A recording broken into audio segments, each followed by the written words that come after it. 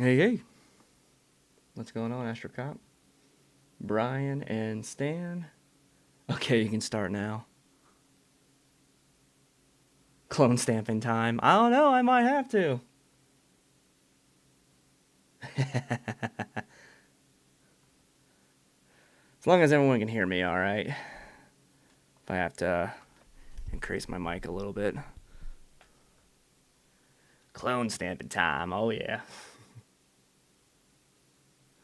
So I went ahead and restacked this data again, trying a different weights. And I'm still getting the same problem with... Maybe a mod so I can ban him. No. So anyway, I'm still having problems with this blue channel, and I can't understand why. So here's what, usually I do like an auto crop inside of like the last portions of the stacking process inside of Pixton site, and it usually does fine. For some reason, it does not like this blue channel. So this is red. This is what the drizzle weights and the artifacts, that's all clear out. Just fine. I mean, there is a little bit of look like a plane that went through, but we can fix that later. So this is red. And this is luminance. Looks normal. Yep, perfectly fine.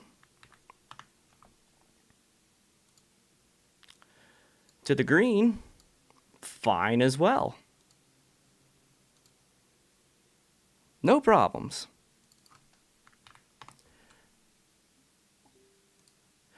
And then we get to blue.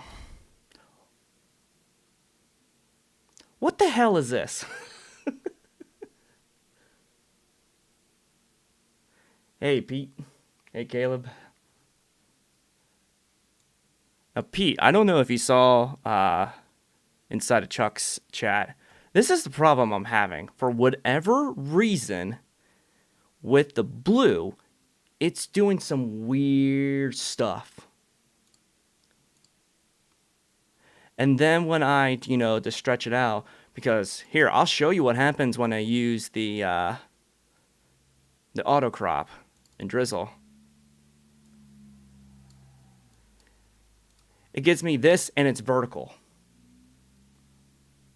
Why?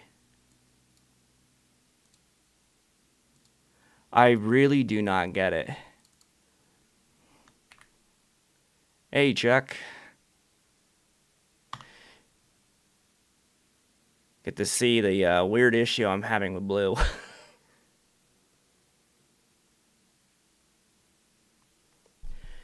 Yeah, hold on. We're going to go through here, and I'll show you in the blink of all of the subframes.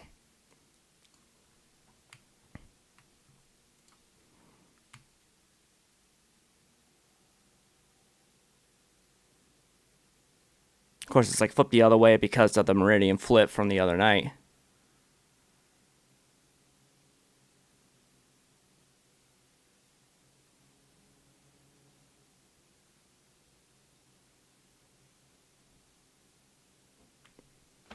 Fine.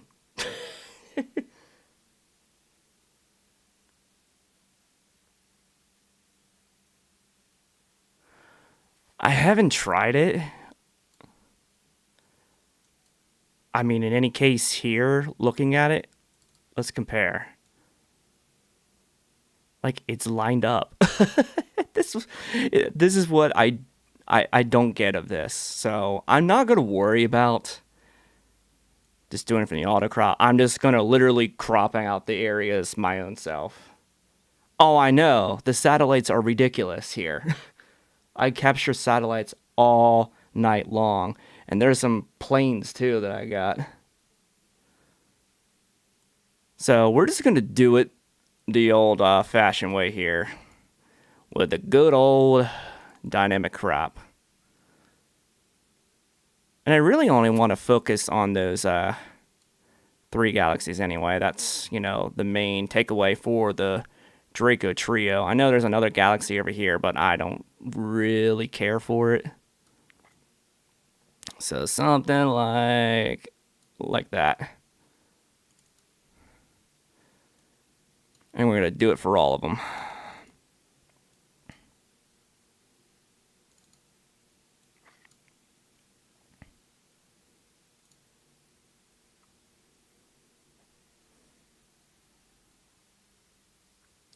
Yeah, Brian, I did see that too. I had a buddy who just randomly uh, messaged me. He was like, "There's a crazy like Starlink train outside." I was like, "Oh, really? It is clear out. Let me go check out." And oh my gosh, it was so bright.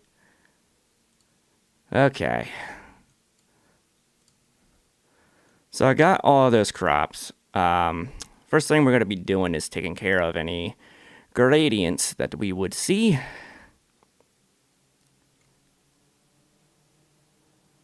Also, I am noticing something. I know it's kind of hard to see from the stream-wise. Definitely looks like there's more like lower SNR on these corners here, which doesn't make any sense, but we'll be able to fix all that kind of stuff by itself. C for DBE for this, since it seems pretty flat all the way across, I'm just going to use Graxpert for it.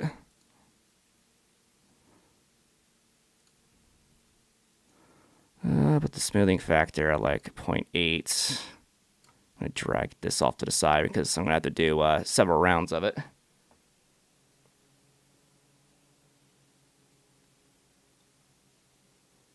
Yeah, I have no idea.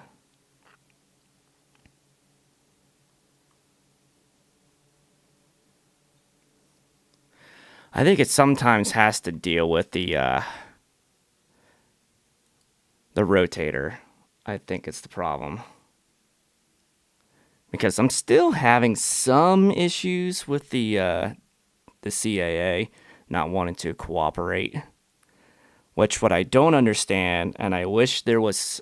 This is like the only big qualm I have with the CAA, is when it goes through a meridian flip, I wish there was just an option to not try and rotate it with the same thing again across the meridian. I just wish it would just, you know, kind of mirror flip the image in itself and don't move, because that causes more problems. And I've had a lot of times where it just wants to keep going in one direction and then it gets caught up and then I have to restart the entire ASIR and restart everything because it thinks it's a cable snag. So that's the one big qualm that I have with the CAA.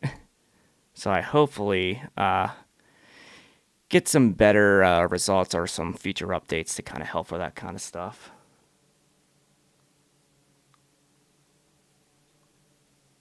Also, it is quite warm in here. Let me take off my sweatshirt real quick.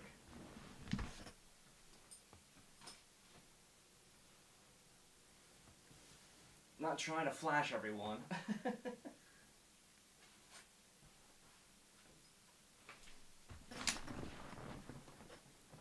And also, just for Chuck. Head and shoulders, right?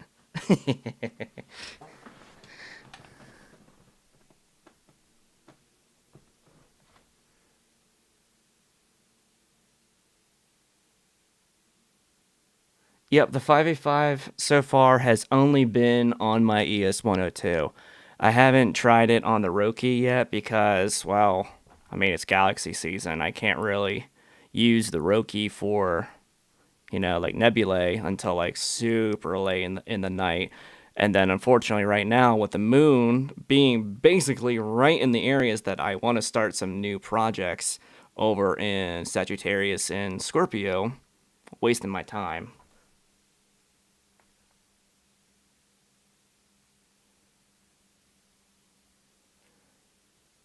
Probably.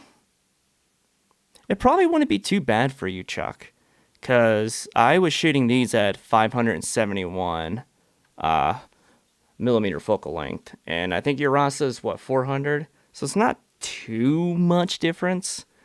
But definitely after like drizzling and cropping, especially with that 533, you should be fine. You probably get some really good detail out of it though. Okay, got that. Oh, I already did blue.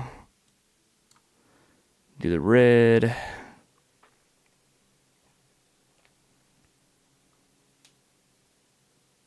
We want to see that shine.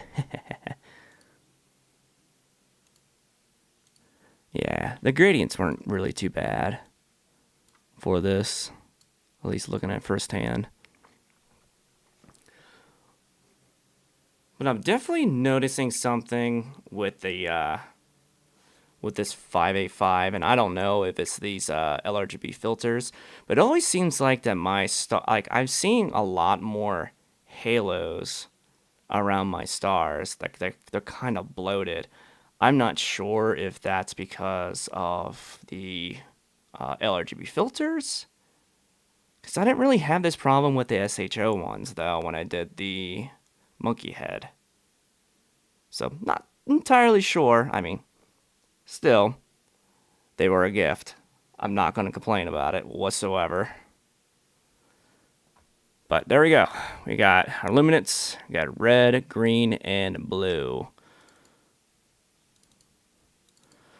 So I'm going to go ahead and start doing a little bit of some linear fit. So you can get these all at the same brightness.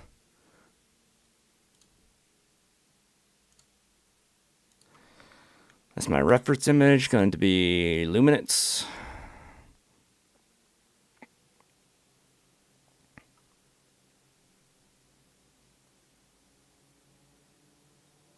Yeah, do that, Caleb. I'm actually very curious to see what his field of view would be for the Draco Trio, because I think that would be a really good one for you, and you'll be able to get some like extremely good detail on it.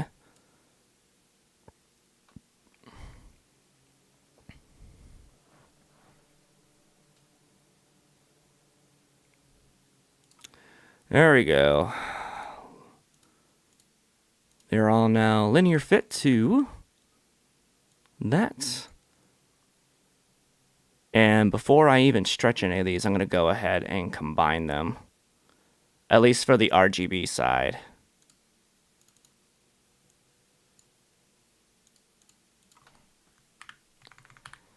RGB.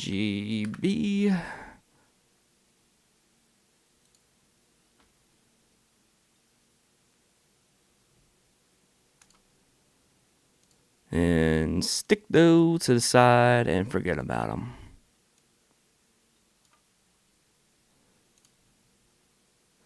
Of course, this is going to come out like this weird, like orange and whatnot, but once we do some color calibration, it should help quite a bit. But I need to do a plate solve. Where is it? I'm probably looking right at it.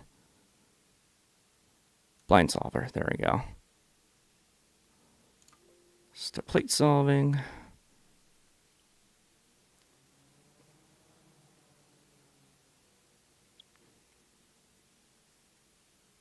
Yeah, the background is actually pretty good, despite being like 80-some% moon and dealing with some high thin cirrus clouds.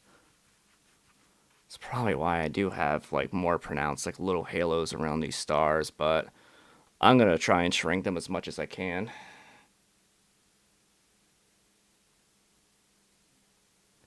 And I definitely have noticed that with monochrome, definitely deal with a lot less gradients. That is for sure. Also, I don't know if you see from my Pixin sites, sometimes it'll like shift over like that little black screen. It has always done that, and I have no idea why. It only does it on my desktop PC. That it does this through the processes. So if anyone has any idea what causes that, that would be spectacular.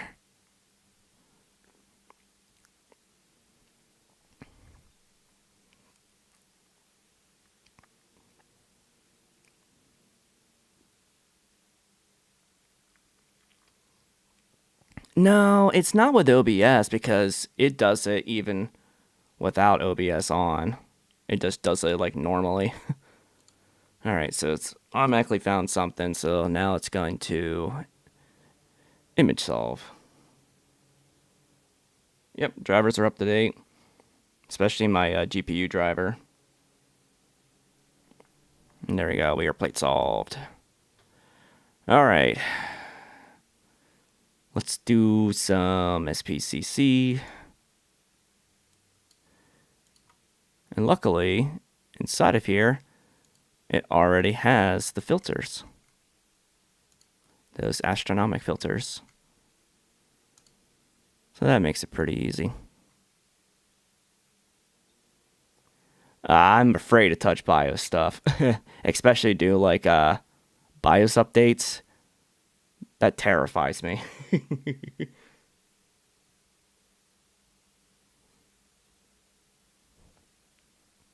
It only does it with PixInsight though, which I don't know. Failed. Okay, interesting. Now I'm starting to have the issue like Chuck was.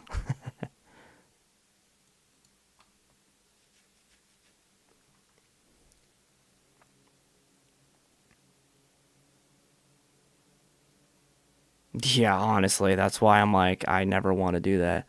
Insufficient data, only 3 samples are available, at least 5 are required. What do you mean?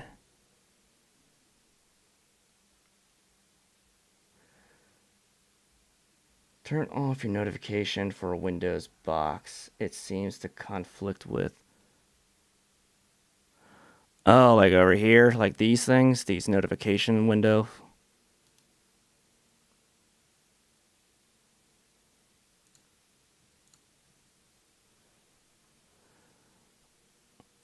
Let's see, why are you giving me problems?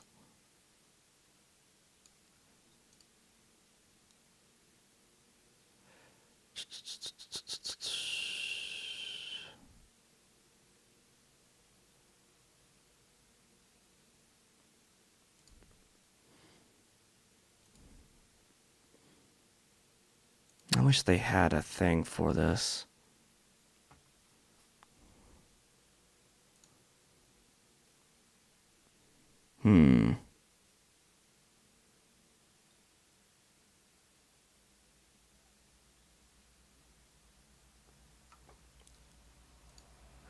Yeah, I'm not sure what is going on with that.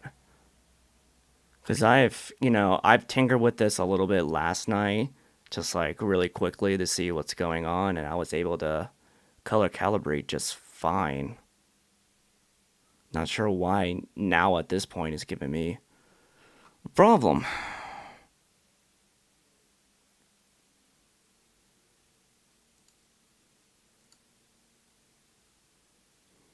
Maybe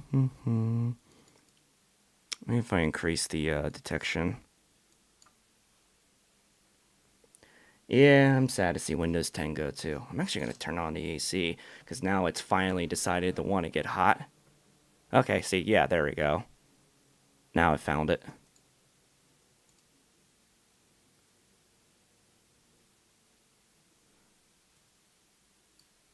Okay, we're going to stretch that here in a second, but go back over here to the luminance.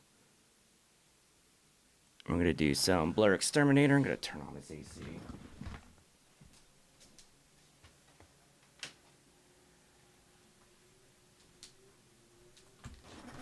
Yeah, spring decided it wanted to come back finally.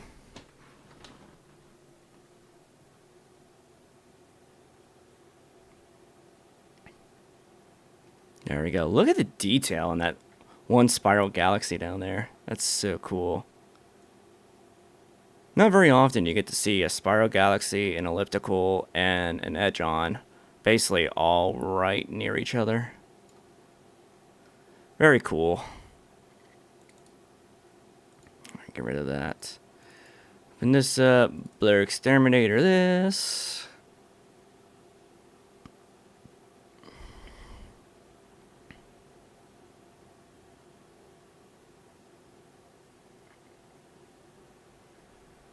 Although I got some crazy like purple fringing going on around my stars though. Why is that?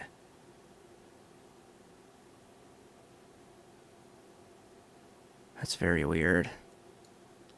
But we're still in the linear state anyway. Alright, so that's in place, that's in place. Change that to RGB, and we're going to do a soft stretch on both of these. Just using default.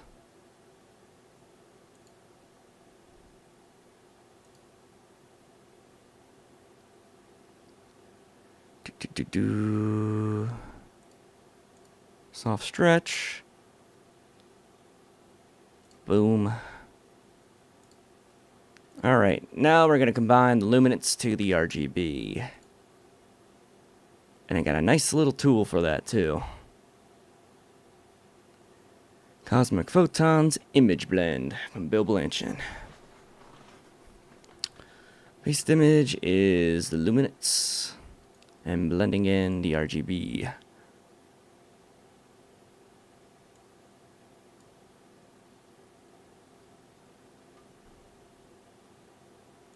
So I'm going to start from scratch on those.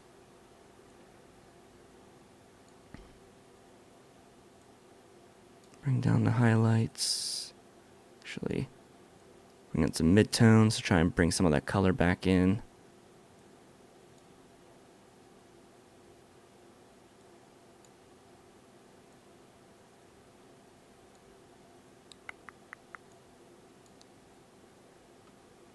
Is that in the color? Yeah. Color.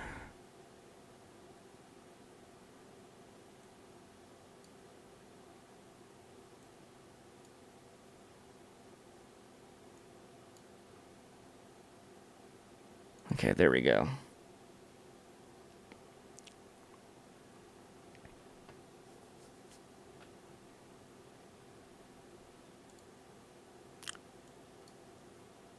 Okay, what is going on with this?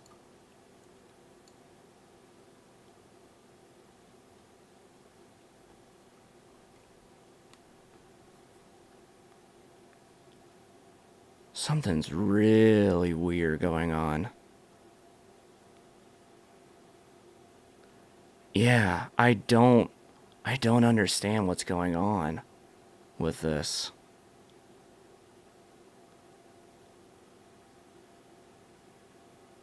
Yeah, that's the angle from the blue channel.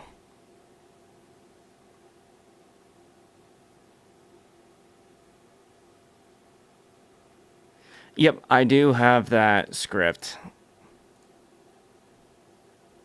Correct magenta stars. Yep, that's my favorite. But now I made everything all green. But I can adjust the color background saturation and stuff like that. But this is what's really puzzling me. And I have no idea what is causing this. This is very strange to me.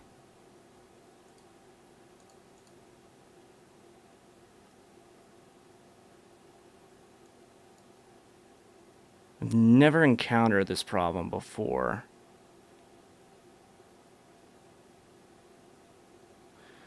Well, if we have to, we can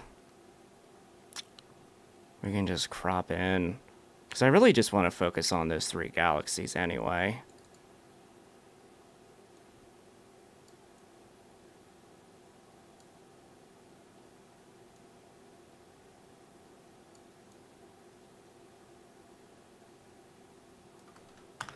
But yeah, that is that's a new one on me. I've tried to troubleshoot this like so many times now in like the past like 24 hours and I cannot figure it out what the reason is behind it. But, alright, let's go ahead and extract the stars from this.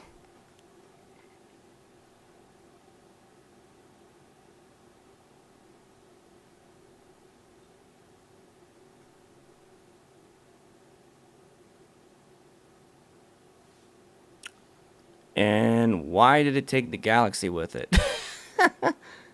What are you doing, Star Exterminator? How do you... What? How do you mistake that?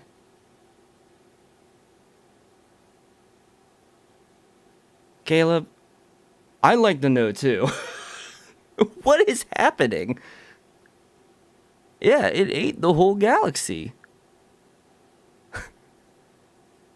I am somehow breaking Pixinsight today, apparently. What in the hell is going on? Okay, let's turn large overlap off and try it.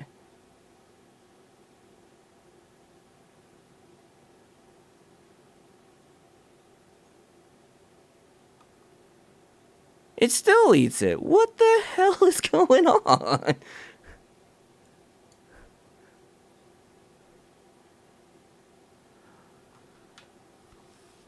Oh, okay.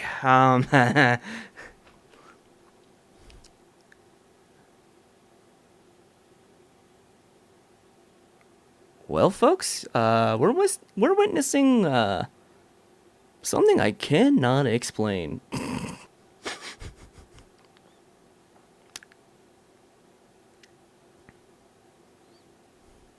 And I don't know what to make of it.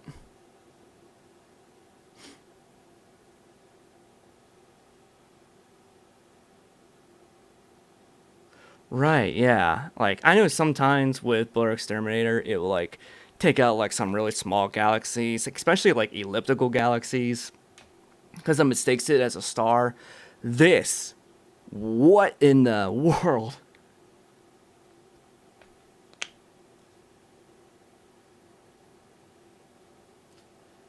Yeah.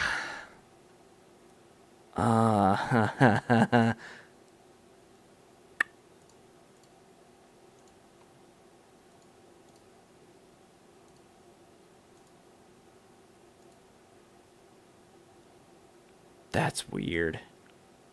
I don't know what to make of this. Okay. So, it costs you extra to use the galaxy now. You know what? We're just gonna start on a clean slate here. I have different stacked versions of this already. This is wild. I don't know what what that is.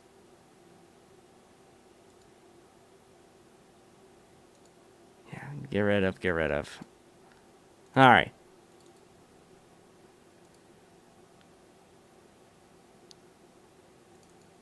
Let's go to number 2. And I know it's still gonna do the same thing for me. But what the hell is going on with this blue channel? So, like, here is without drizzle or anything. What is this?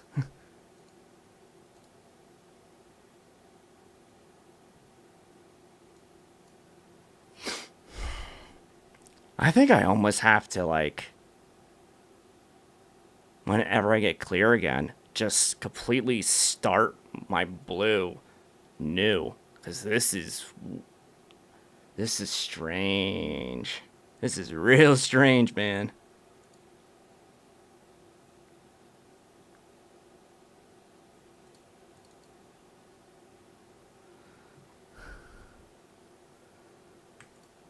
Well, let's want to go to the auto crop.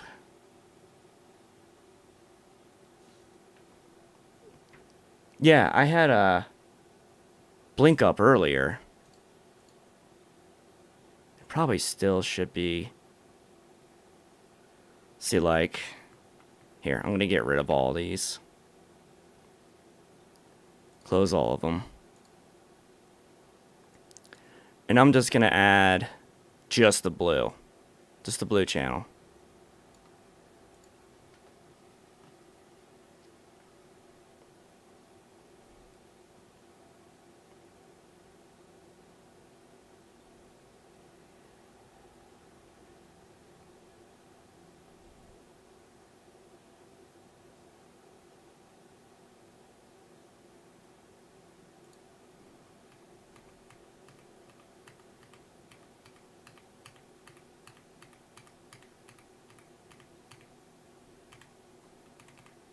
Okay, that's going into... There we go. Need a better... There we go.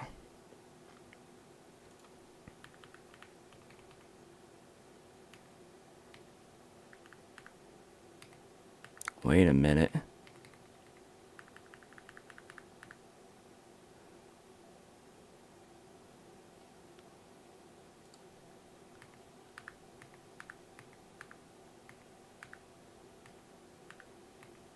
Huh.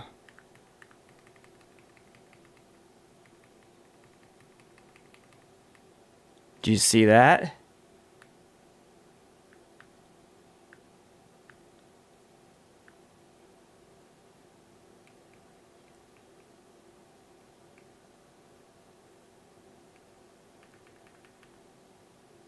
Let's see, what's the date? 17th. That was last night. Yeah, that was last night. Because I did bluing, like a little bit more blue and green last night. No, wait.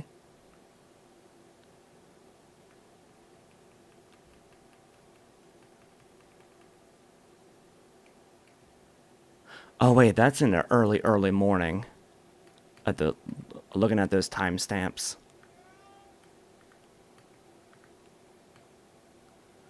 So, my CAA did not line up correctly. That's what it is. Yep. Oh, man.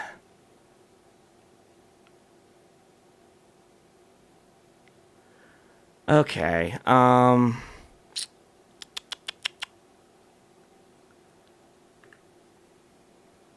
so these are the early morning hour ones. I need to just completely get rid of those in general. Okay, I don't know how long this is gonna stack for. It probably shouldn't take very long.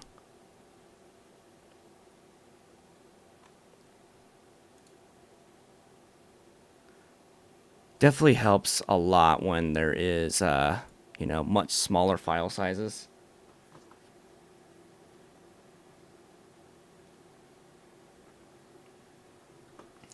Yeah, the eating of the galaxy thing, that is another, weird thing. Okay, let me go into my folder here.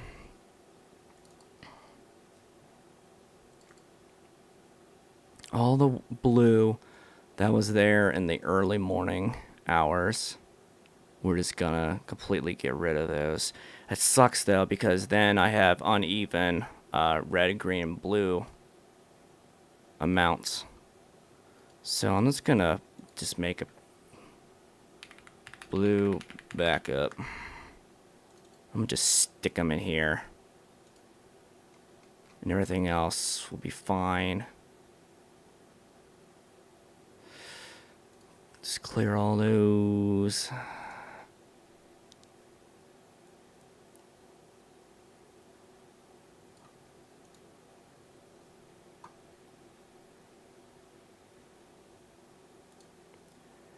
Yeah, me and the CAA are about to have a fist fight here, because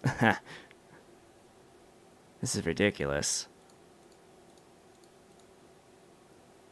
And I know it's a brand new thing from ZWO, but still needs a little bit of kinks worked out in it.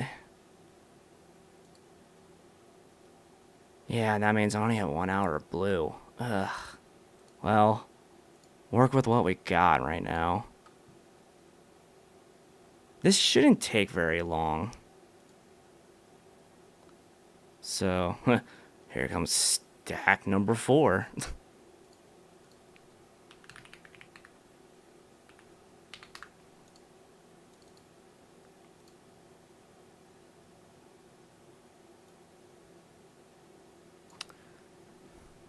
Yeah, only 20 gigabytes.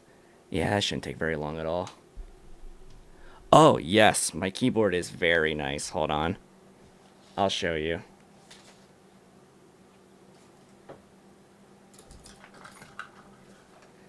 It is a creamy key, and it's a I don't know if I can actually.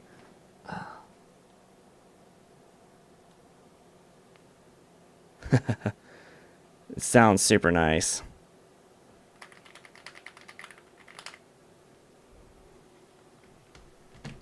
Don't mind my dirty desk right now.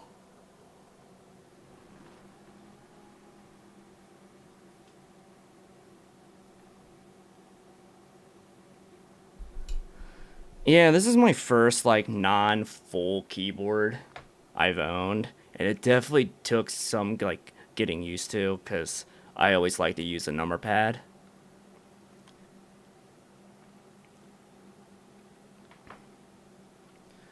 But I guess in the meantime,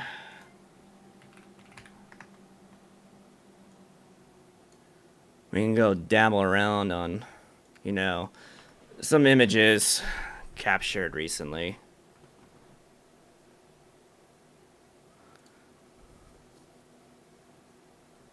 Like with Messier 106 HALRGB.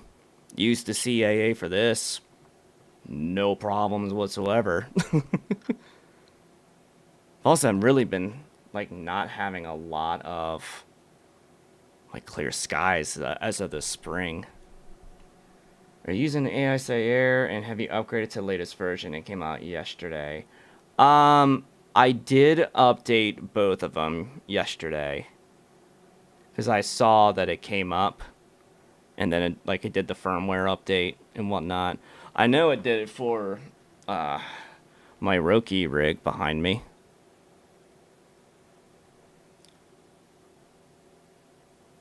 Oh, I didn't even realize that said Skywatcher Quattro. Oops. Supposed to be an ES 102. I forgot that I have a buddy who sometimes I help process stuff for him. He has a Quattro 150. I didn't even realize that was selected. Oops. This was Chuck's data of the Dreyer's Nebula, which got a top pick. Like, it was very high, like, top pick, too. It had, like, 7 votes in, like, the second round. I was like, oh, man, this could actually be an IOTD.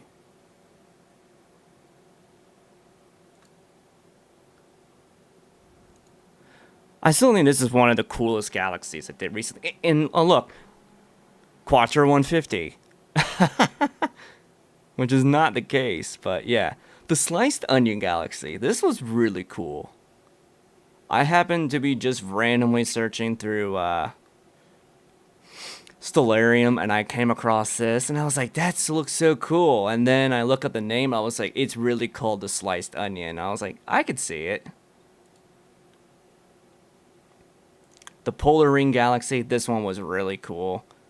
Okay, I really got to start fixing these Skywatcher Quattro things now, because it seems more frequent than ever. It's really cool. It looks like it's like a swirling vortex in the center of the galaxy. So it's like looks like it's spinning in like 2 different directions. It's really cool. Oh, the M81. That's actually a good question.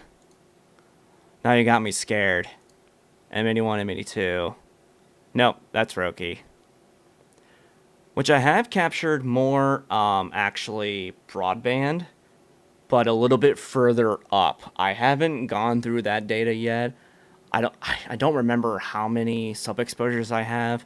This is going to turn into an insanely long project. So those who haven't seen from the channel itself, there is a very elusive nebula that I'm trying to go after, not too far away from Messier 81 and 82 in Ursa Major. And it's actually located through here, right over towards the top, right where this kind of like arc of like the IFN is. There is a very faint supernova remnant in there called the Vulcan Nebula. And so far, I'm trying to do this with a one-shot color camera, and I am at 100 hours of data that I had stacked so far. Not including the new broadband stuff I just got when I was testing out with the Skywatcher GTI during the same time I was doing all this as well for the Draco Trio. So I'm probably up to like 120 hours right now, and I'm going to turn this into like a big mosaic because I want to be, because when I first did this image, I think this is 35 hours of all broadband, and I have like 60, 70 hours of like of HA and O3 currently with the L Ultimate filter, and I'm telling you, I see the smallest smudge hint of it with that much integration time, because I have this bookmarked, and I'll show it, because this is what I'm trying to go after. It's this part right here. I have so many disadvantages going against me trying to do this with a one-shot color camera instead of a monochrome. Yeah, Stan, I can edit the equipment.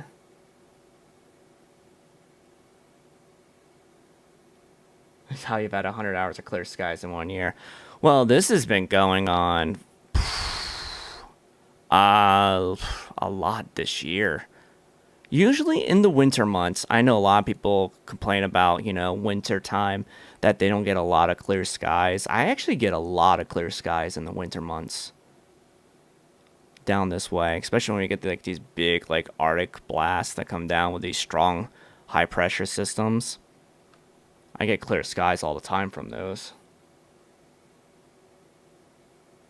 I know, I've been actually wanting to recruit people to be imaging this area here to kind of help me along. I do like one big giant like collaboration project, because I really think if we do it right, this can be definitely APOD worthy. Well, I was also surfing the web today, came across this that someone had posted in a group, the Manny's Nebula, or the Cosmic Mammoth. What really surprised me was it's actually not too far away from where I was shooting M81, M82. This is completely different. I didn't even know this existed. I don't know, this is like IFN. It kind of looks like IFN, but there's also a ton of like HA in the background of this.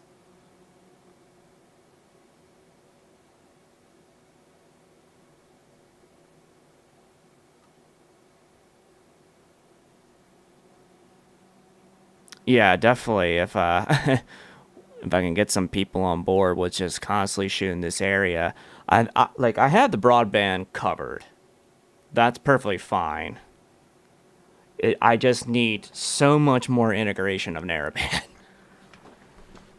And something else I kind of thought of too about doing is taking my 585, putting on the Roki, and just focusing on just where that supernova remnant is, and somehow do like a image blend with it together with the data that I have.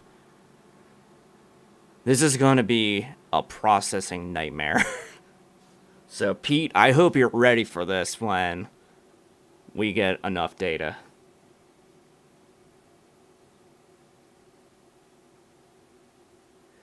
Yeah, I was doing some tests last night while I was shooting. Like, the moon wasn't even up, and I was actually down below 20 in the sky quality meter. It was not a very good night last night.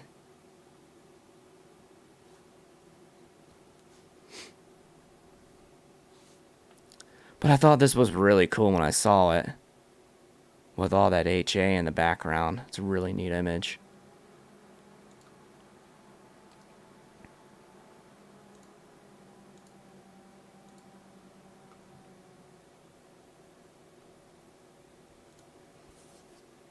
I love doing like big wide field projects like this with the Roki, like this of the Taurus Molecular Cloud Complex, which I was so like this got a top pick nomination. It was one vote away from a top pick. I was like, oh come on, someone just couldn't throw me a bone there. Yeah, this was captured. Yeah, this was only a 2 night image capture because it was super long nights. Got almost 21 hours.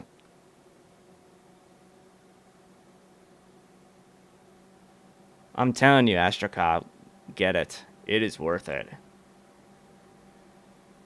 F2 speeds are wonderful. You just have to be careful with,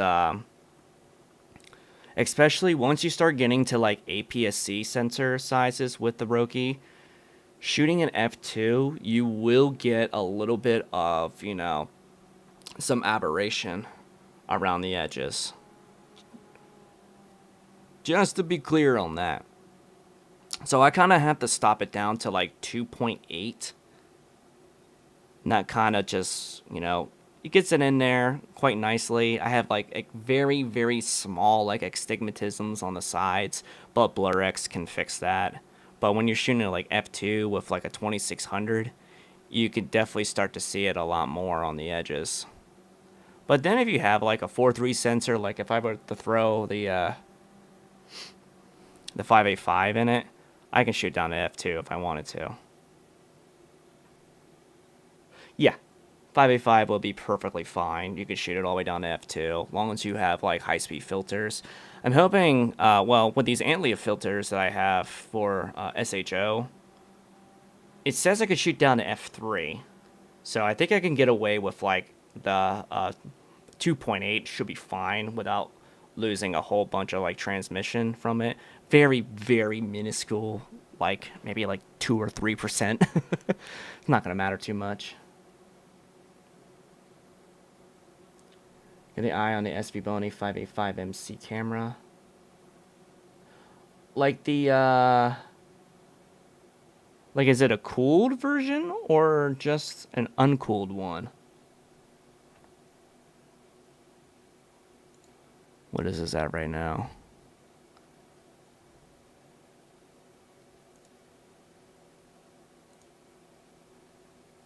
Uncooled, okay.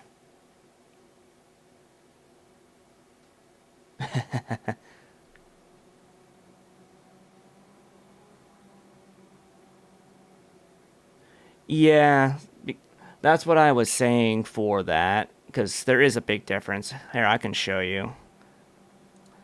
Because I have it all set up in Stellarium.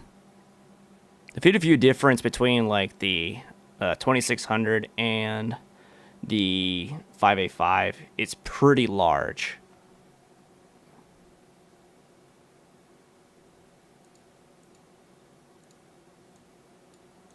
So like for instance, let's go ahead and find, where are they? They're all the way up here.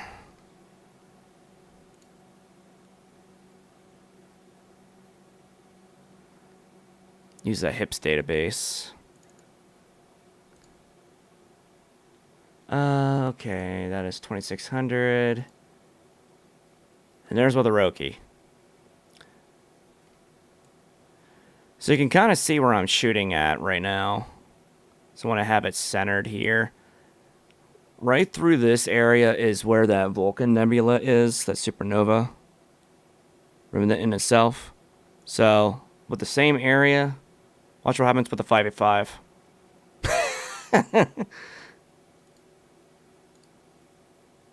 It is a big difference.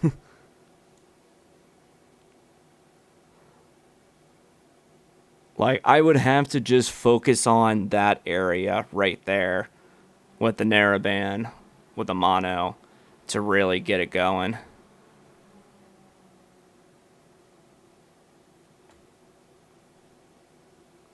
But I have so many projects I want to do coming up for the summer months.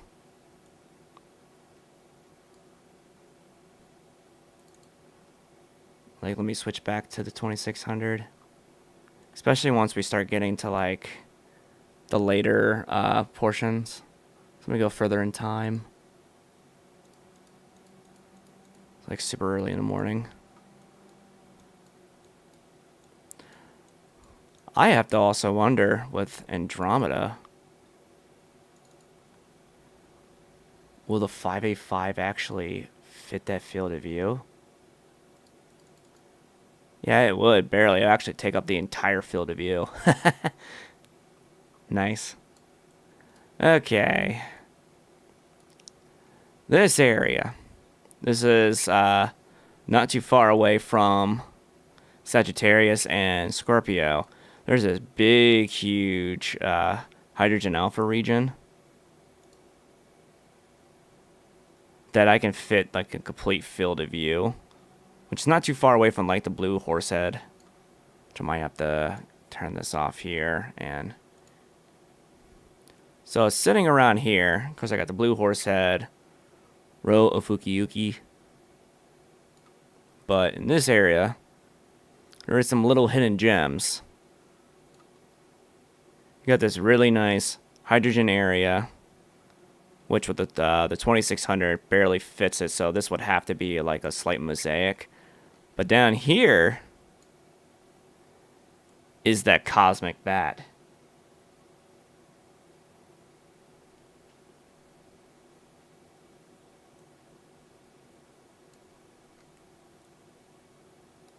I've always wanted to capture this dark nebula, the cosmic bat. I've always thought it was so cool. But it is going to be a very small field of view. At least if I use my...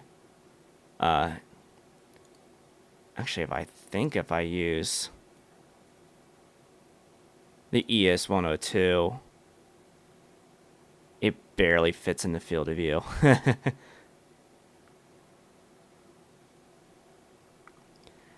Yeah, the only big problem is it's not very high off the horizon for me, which sucks. Let me track on the star. So I think at this point,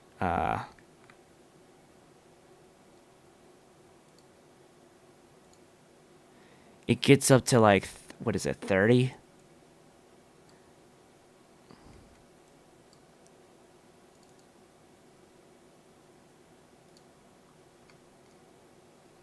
Yeah, it gets up to like 30 degrees above the horizon here.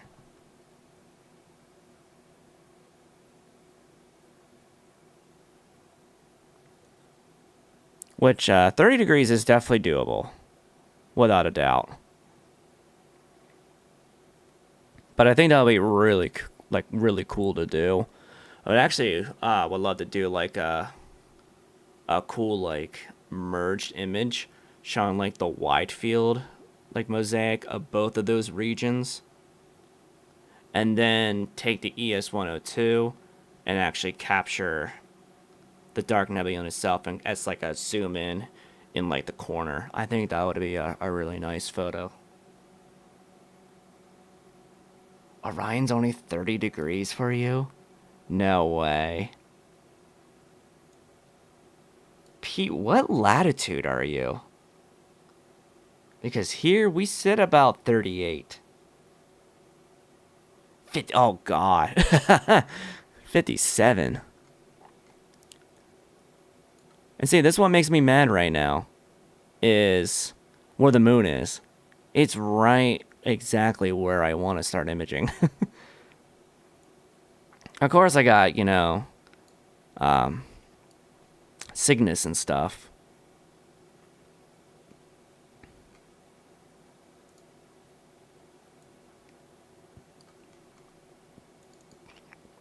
I did start on the Crescent Nebula with the 102 and the 585. I only have HA on this, so I need to do some O3 once the moon kind of cools off for a little bit. Scottish Santa. Yeah, Chuck should do the Cosmic Bat. Because being down there in Texas is actually much higher, too. By a little bit. I forget, like, how much more. I think down there it's, like, 37 or 38 degrees above. The ES-102 is down to, like, 570. Yeah, it's, like, 571.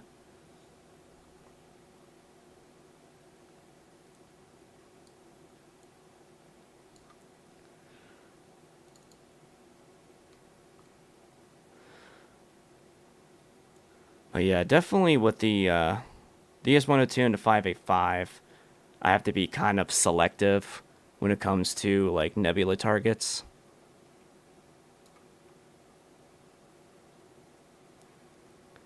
Because of the smaller sensor. Like the tulip will fit like perfectly in it.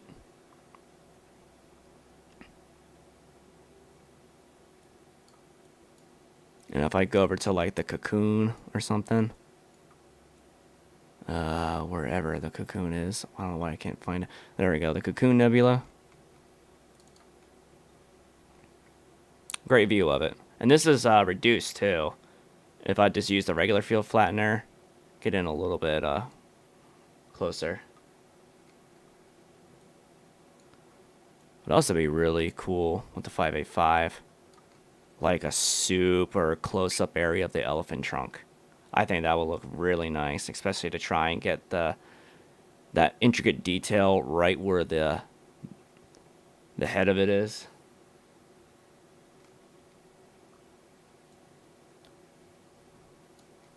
Can I fit? Oh, I can barely fit the Dark Seahorse, and I mean barely. But Fireworks Galaxy, nice one for it. Iris, I'm missing a bunch of it, so I wouldn't use it for that. But like the Ghost, yes.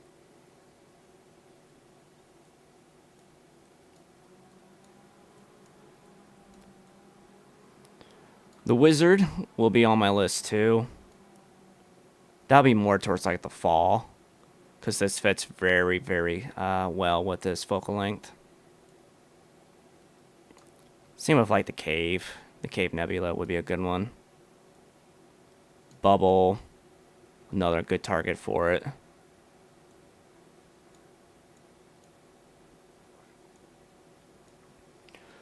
But yeah, my goals for this year is I want to dive deep more into like really elusive targets, because like I've done so much of the night sky of like some of the brighter targets and stuff like that. Like I really want to dive really deep into this. Ooh, that would be a nice one. Even though I've done the Ghost of Cassiopeia many times, but framing it right, that'll be really cool. I would like that.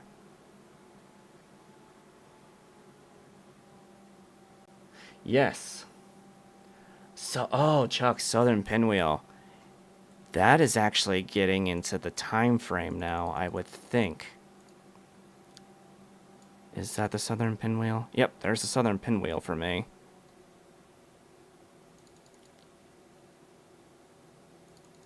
Let me rotate this around. So, like, I have good framing for this, too. But my problem is it only gets up to 20 degrees where I'm at.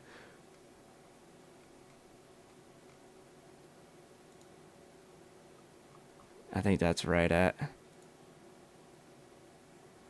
Yeah, it gets up to a whole 21 degrees, which is a shame.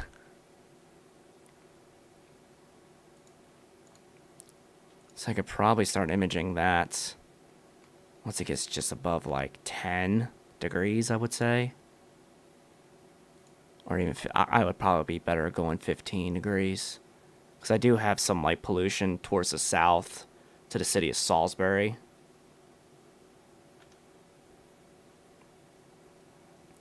But it gets up in the frame now at about 11 o'clock. Maybe that might be the next thing I do. Once the moon really starts going away. I'm hoping around the time I have my star party that I host for the spring season, that might be something that I can capture there during the new moon. Hopefully that the skies are good.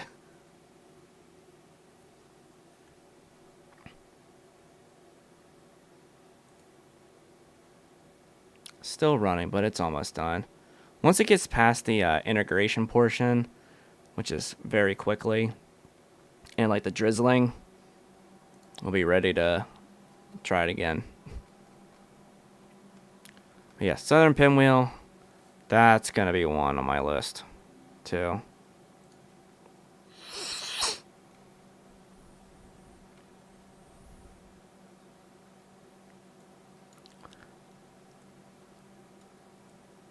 I've also really want to get into like planetary nebulas and such. And one of my all-time favorite planetary nebulas, the Ghost of Jupiter, it's actually in the frame right now.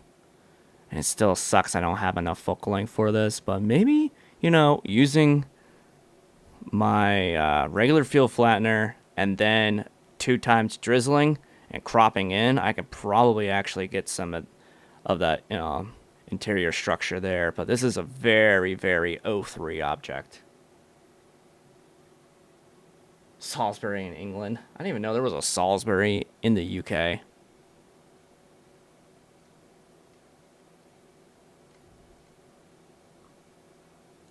Because, like, I can start Ghost of Jupiter, like, now. In the skies. To turn back on the... Yeah, because it's already up 30-some degrees once it gets fully dark. I'm actually a little bit slightly behind on this one. I didn't realize it was already up that much.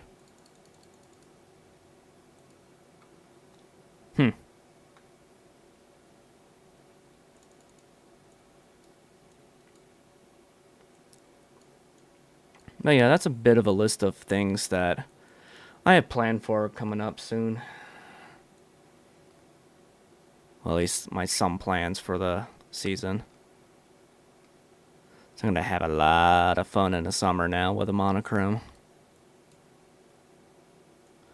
I'm probably going to be using the mono on the Roki more than anything. I think that's where it's going to live for the summer season.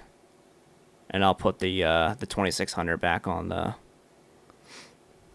102.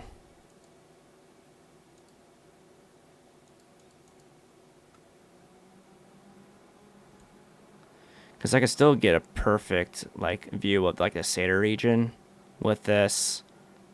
And if I tilt this the right way for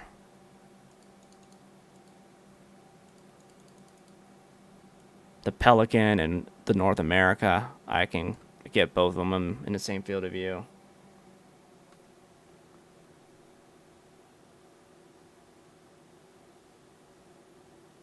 Oh, nice. That's really cool, Caleb.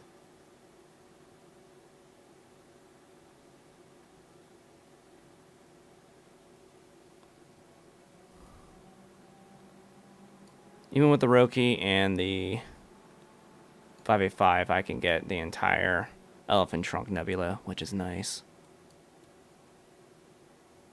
I can get the dusty areas of Iris, Dark Shark.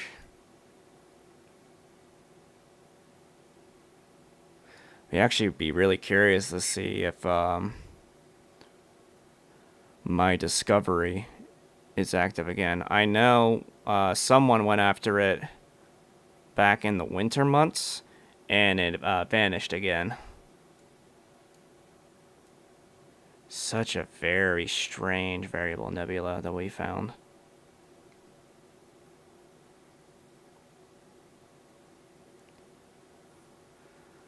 Yeah, I guess I should really add that to my thing as well, because I've never really done mosaics myself. I need to. I know mosaics a little bit easier with color cameras than it is for monochrome.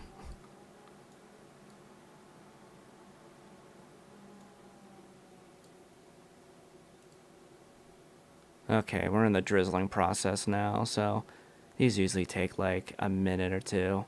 So this will probably be ready in about 5 minutes.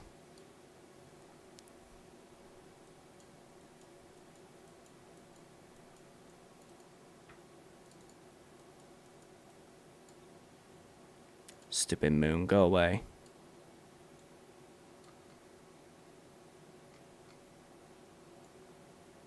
Like even with the Roki and the 585, I can get both the Lagoon and the Trifid.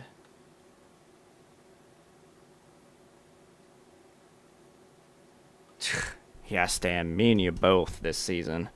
This spring has been terrible. It's like it's semi-clear here, but there is a problem, which I'll show you in 1 second.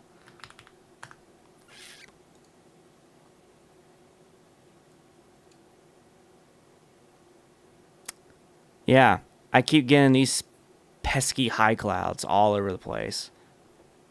All the time. It's annoying.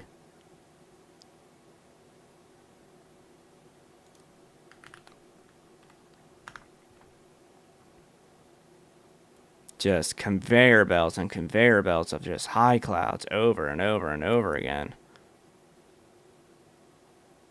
I need my summer death ridges to come across the east and not have to worry about it.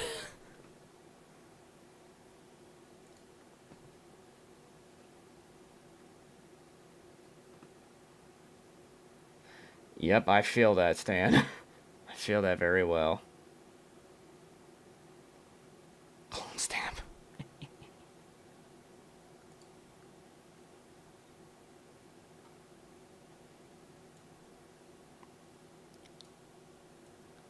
The Omega, Eagle Nebula.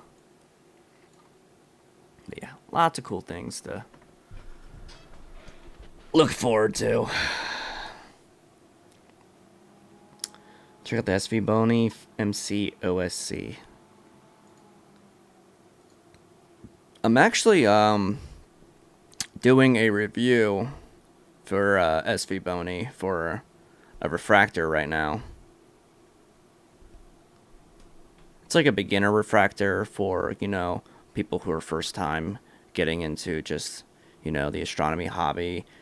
And it's not like a crappy, like, $20, like, Walmart, like, refractor telescope. This one's actually pretty nice. I was messing with it a little bit, just kind of get some, like, B-roll stuff for this review I'm working on. And I was getting views of, like, you know, Jupiter, was looking at the Orion Nebula, was checking out the Leo Trio. Even though there was like high clouds galore, I could actually still see it.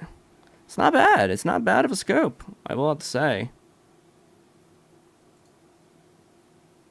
It is the SV Bony SV520. It's a 90mm refractor.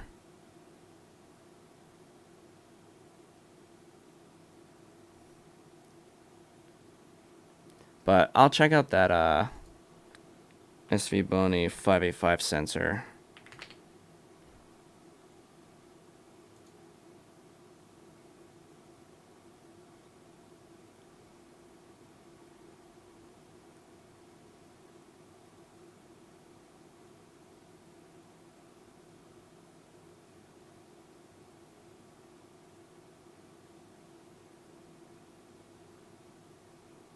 Do you happen to know what the name of it is? I could probably just go to their website. Yeah, let's just go to their website.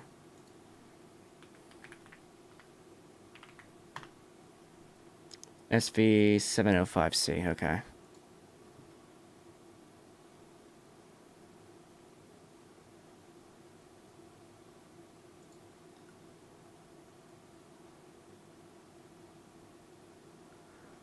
Oh yeah, this is the new release one. When I was talking to one of the reps there, Ryan from at NEEF that was at SV Boney, he was telling me about the 715 that they were coming out with. I did get to see this thing. This was a nice astrograph. Very, very nice. I think it was beefy, man.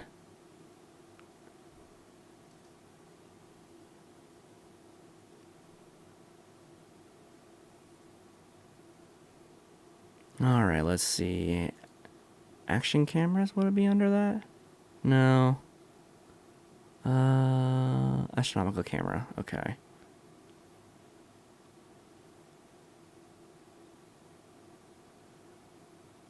It said it was the 705C.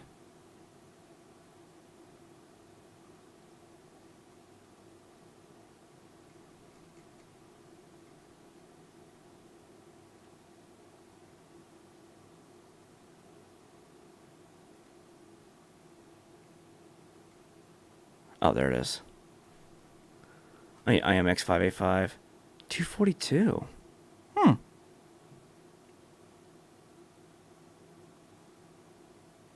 Very nice.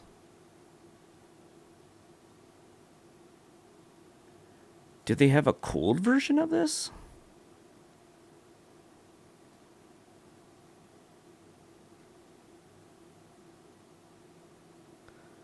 I know they want to start dabbling more into astronomy cameras, though.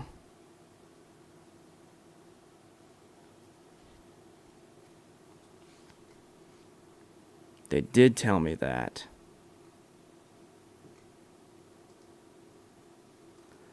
But I did see, when I was there at their table, I saw this bad boy. SV550 APO 122mm. Oh man, I want that thing.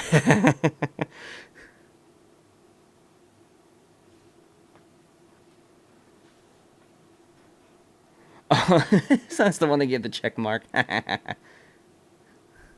That's hilarious.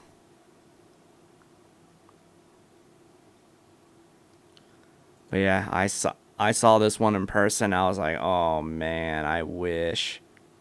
I would love to have this thing. I think it had like an 800 some focal length. I forget.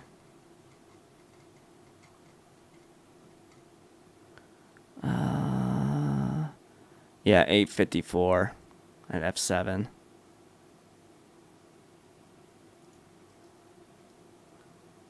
SV Boney has come up in the world for their products, without a doubt.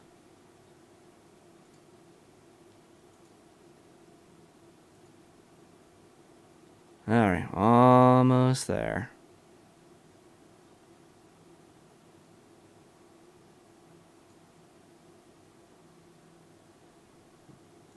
Oh, so that's the field of view for Chuck. Yeah, it is a little small.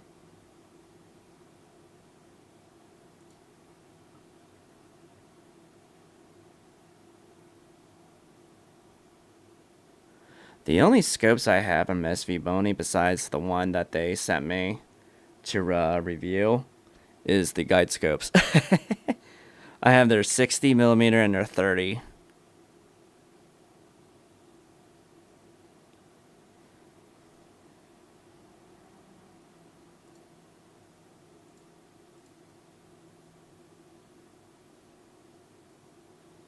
Me looking at the weather information. There we go. It's going into the auto crop. Let's see if it actually does it. There we go, and done. Alright, taking out those completely. Now let's see what happens. I'm still scared. If this doesn't do it, then I'm gonna have to completely wipe all of my blue channel data and start again.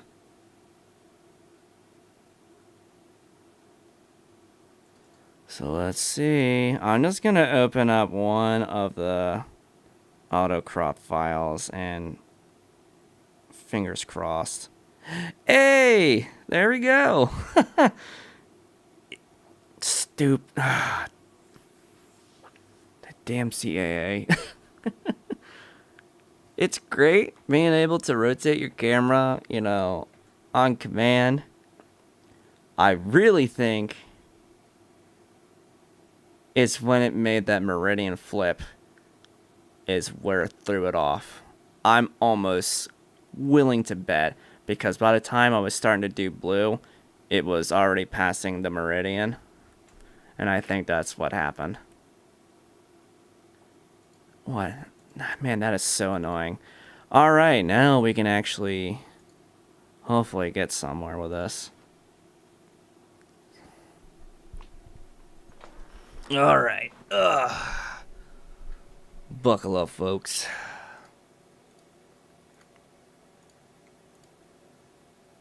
Yeah, that looks a little better. Field of view wise.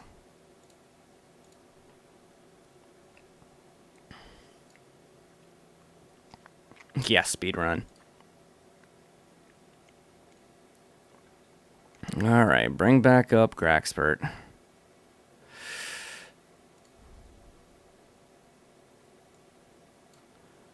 Bring that off to the side. Oh, I already had it open.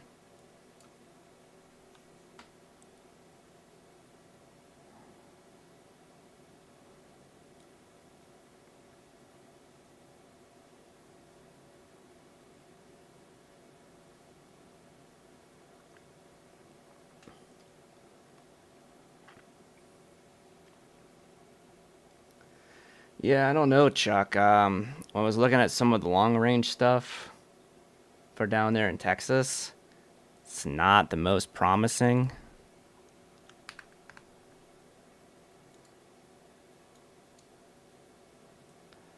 It's red. There's the blue. That looks normal now.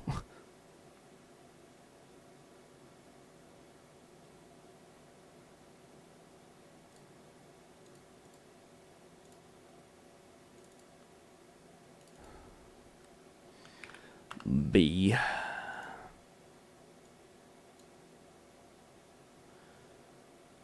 G.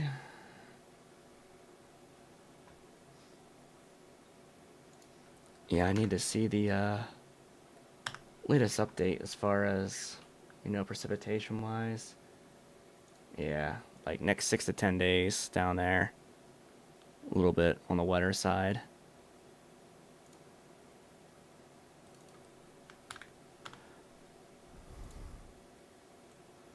And then the loom. Hey, Brody. What's happening?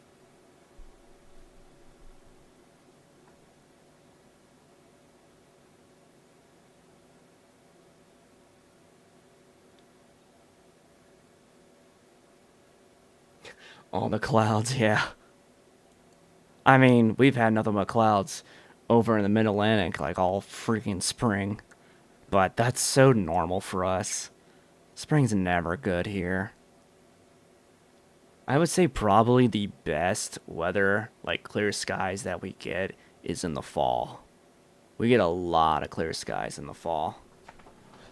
I want to have my 2 weeks straight of like clear skies again like I did last summer, but we end up having a severe drought at the same time.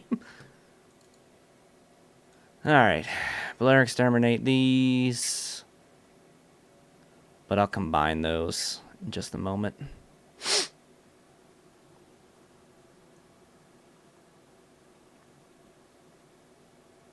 Yeah, Brody, you were missing it.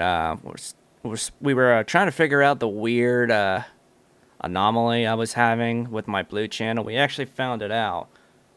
that there was some frames of my blue channel were like shifted just a little bit, and I think it had to do with the meridian flip and the ZWOCAA having a mind of its own and not actually lining up where it should have. And that was the one thing I was complaining about. I was like, can we not just, have it move when it does the meridian flip?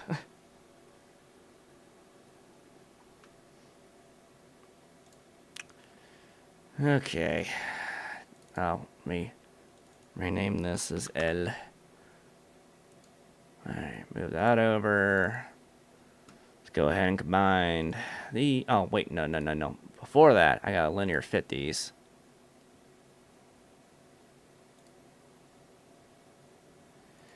Linear fit.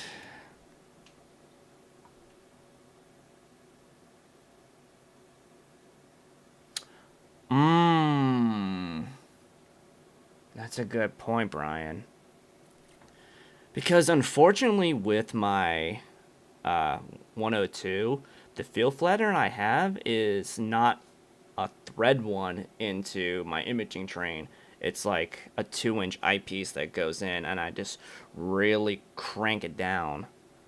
For whatever reason, they don't make like a thread on one for the ES. Not sure why.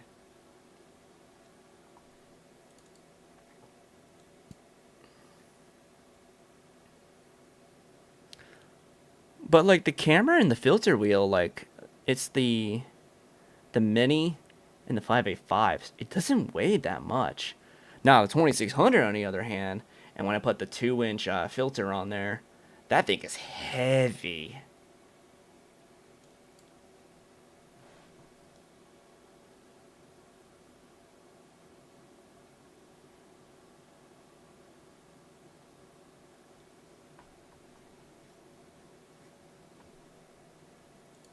Alright, now that we're linear fit, we'll go ahead and combine them.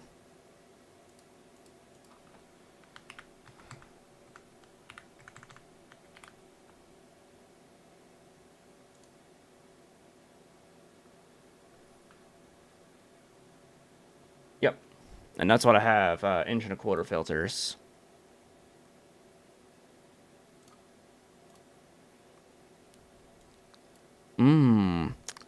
Nothing like some mustard yellow.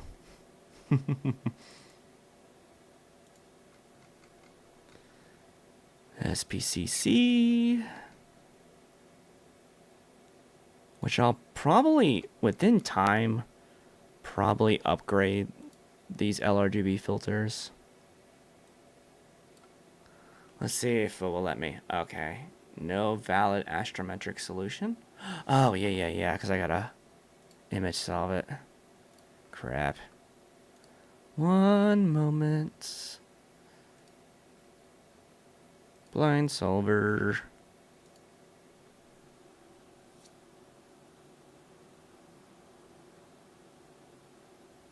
I wouldn't say they're cheap still.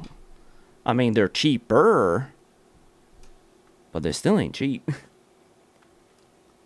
I don't even know what, like, LRGB sets go for right now. I'm kind of afraid. I'm afraid to even look. And good luck with any stock right now, too. Because they don't want to get any in with all the tariff issues. Yes, every little bit helps tremendously in this hobby.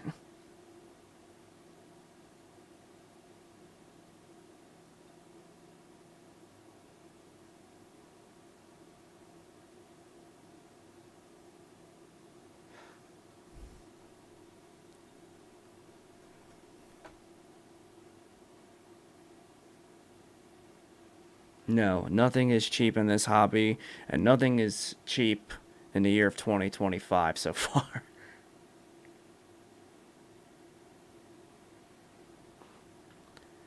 Michigan getting some storms. I know there was some severe weather expected today. While that tries to find where it is.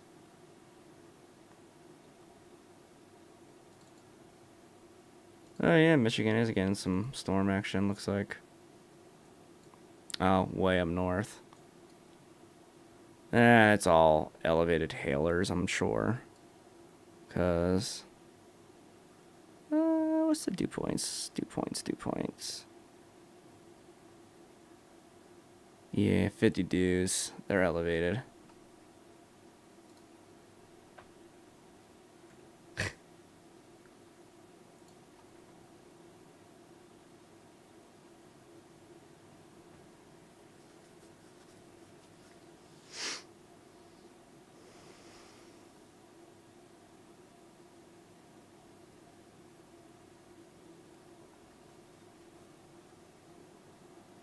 Do custom forecasts for all of us? I mean, I have the ability to. Alright, now we're played soft. Do this again.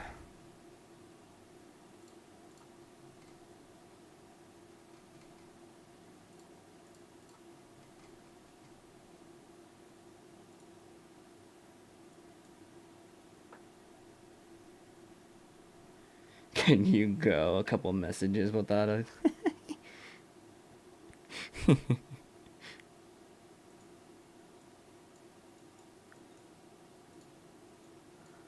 What's going on further south? I do have some buddies that are storm chasing today down in Oklahoma.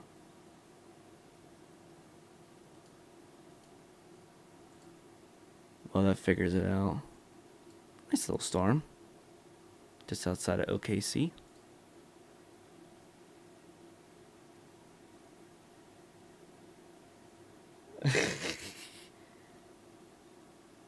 Oh, it's doing that stupid thing, the detection or whatever.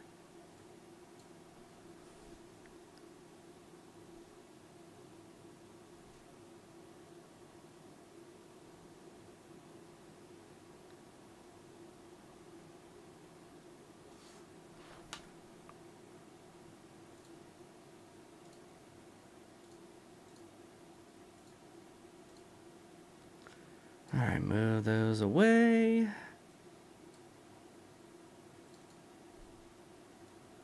Blur X.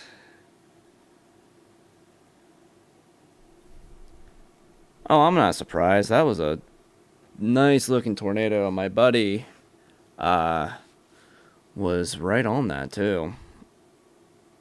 Passing in front of it. And up there in Iowa. Was riding along the boundary, so it was perfect place, even though dew points weren't really the best up that way. They were in the upper 50s, maybe hitting 60 at the most, but that low-level shear was perfect. And just nudging right up against that warm front boundary and just riding right along there, so it had the perfect combination to work with. Okay. Go ahead and stretch them again. Easy soft stretch.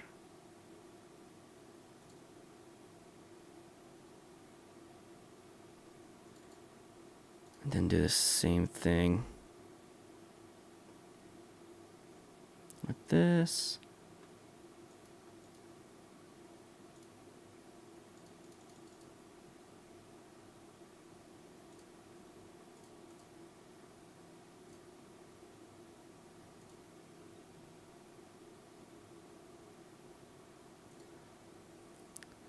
Okay.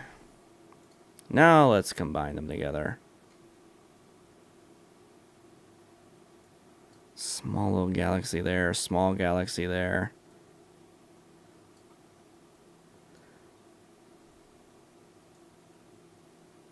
It's crazy that I'm getting like this chromatic aberration with a triplet. It makes no sense to me. Also that... Oh, that's a cool looking galaxy there.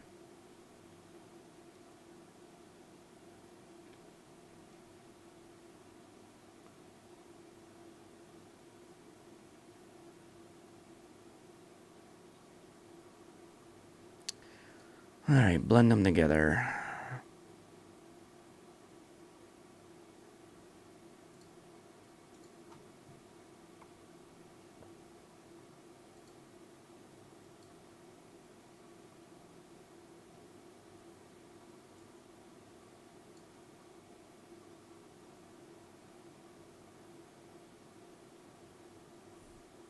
Oh, it basically saved my settings from before, so that's nice.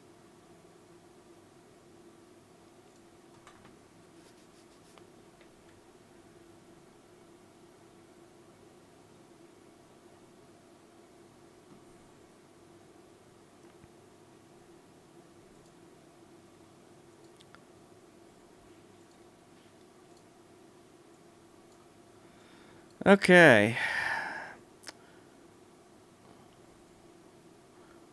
Let's go ahead and try that Star Exterminator. We'll see if it tries to take that one Edge on Galaxy with it. And if it does, I'm gonna be so mad.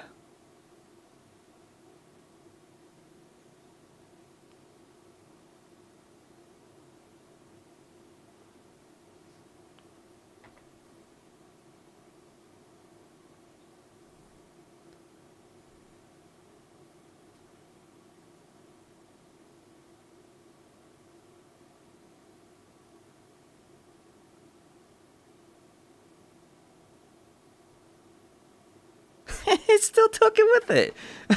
What the hell? Why?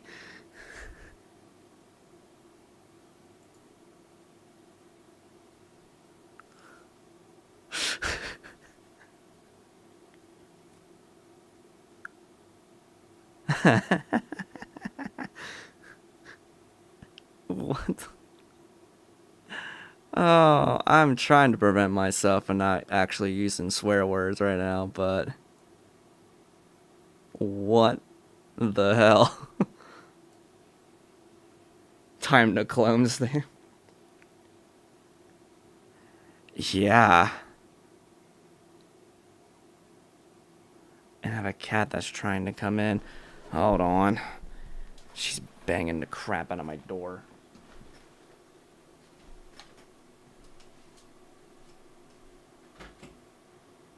Hi, Minx.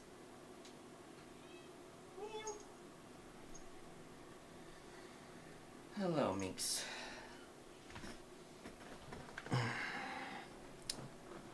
Yeah, here, kitty, kitty. Meow. Oh no, now I got both of them trying to come in here. They both want to join the party.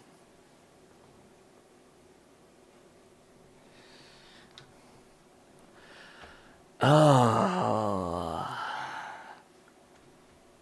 I don't know what to make of that. And I don't think I have StarNet.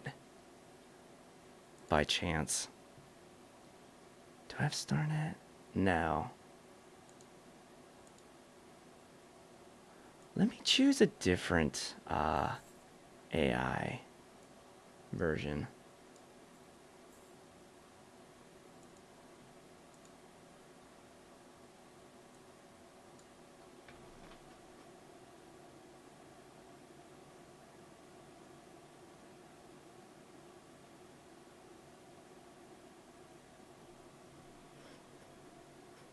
What do you want? You want me closer?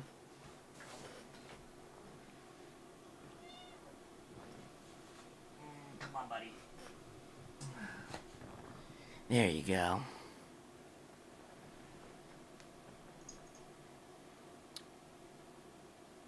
So I'm trying one of the other AIs for it. And it still doesn't.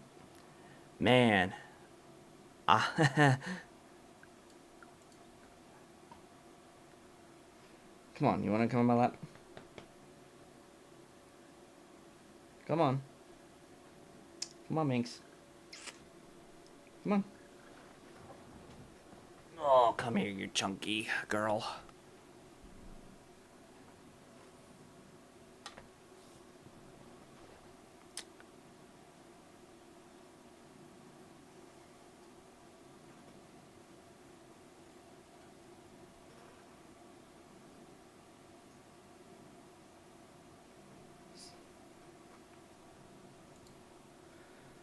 Yeah. I've been starting to. Oh my gosh, now she wants to climb up on my keyboard. No.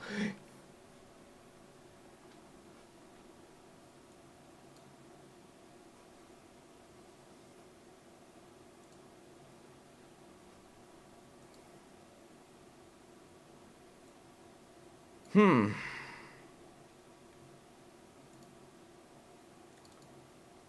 call me crazy for this one, but let's see something. Let's do some noise exterminator here. Oh my gosh, she's trying to lay on my keyboard. What are you doing?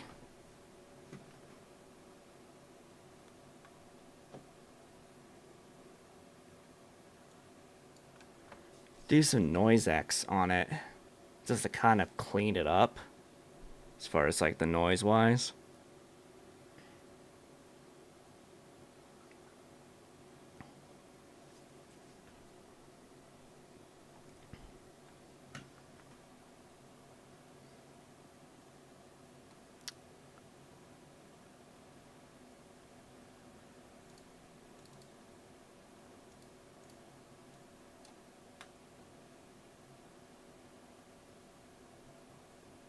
Man, my stars look weird.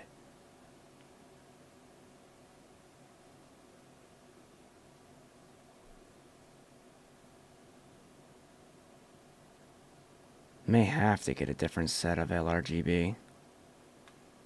Aha! Look at that. Kept it this time. Good. Okay, so it was the back, a little bit of the background noise for whatever reason. Also, ugh. The hell is that? Do do do.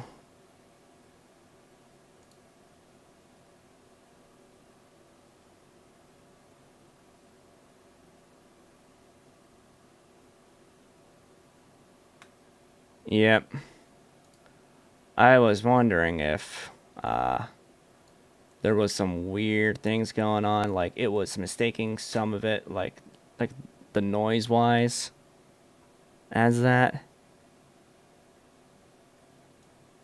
So that's what I was wondering. All right, let's get rid of that stupid thing.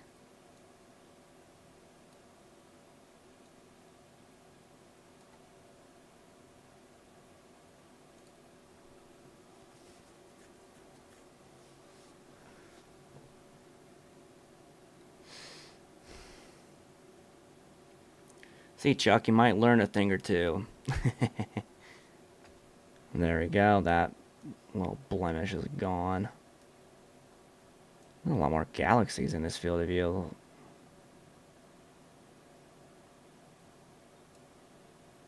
Alright, apply to main image. I didn't want a denoise at this point, but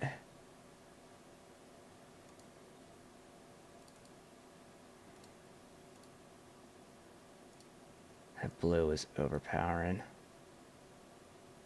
Bring it back down a little bit so it's equal. There we go.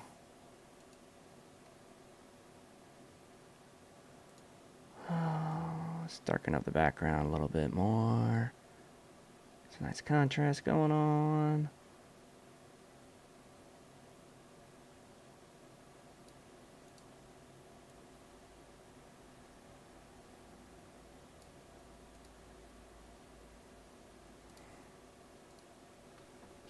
There we go.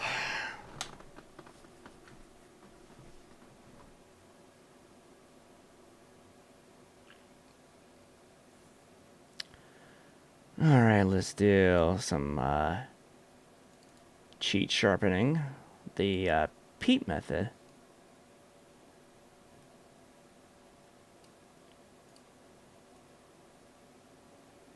I know my PSF was definitely much higher because the scene conditions were not good. So we're going to try with that.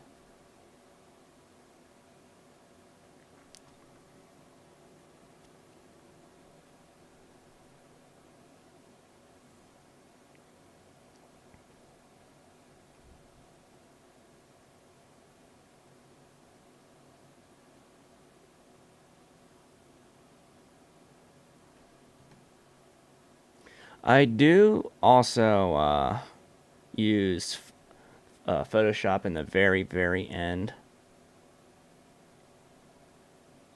There we go, that looks nice.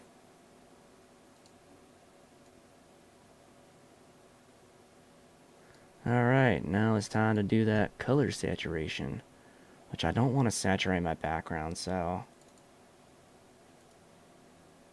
I could definitely tell the moonlight was starting to affect those areas.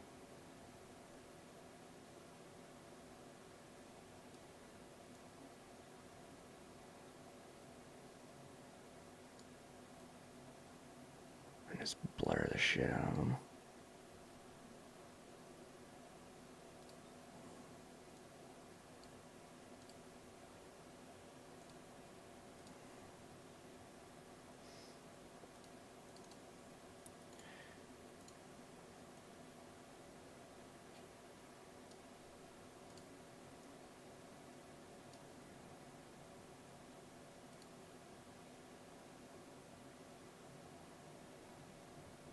Definitely gonna have to do some color adjustment here because there's starting to be a little bit too much like a magenta. And down just like a smidge.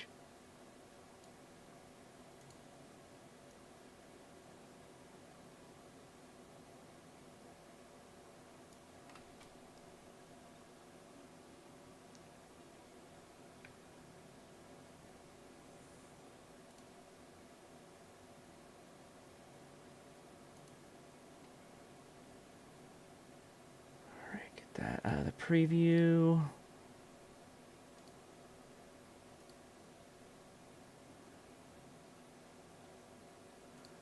I'm going to go over to selective color correction.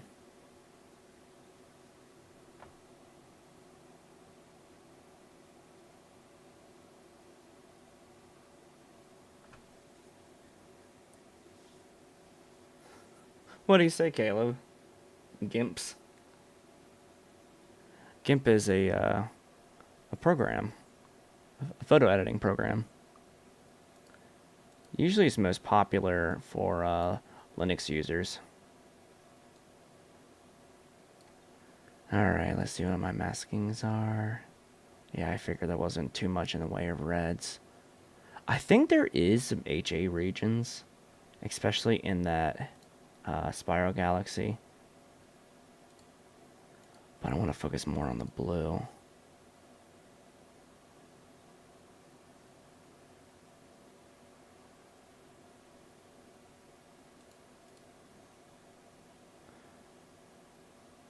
Oh, I got that stupid blockiness from Star Exterminator because I didn't use large overlap.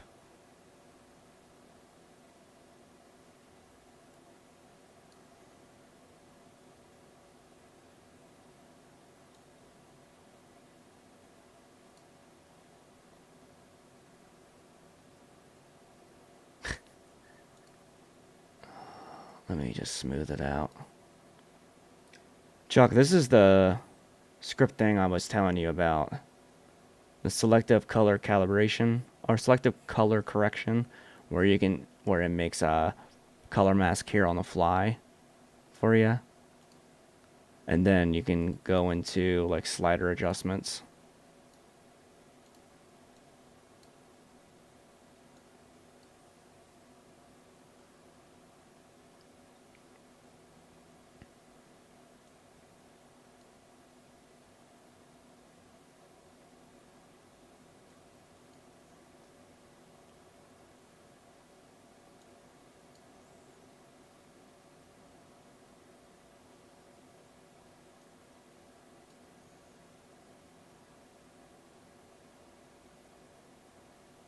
Okay, apply.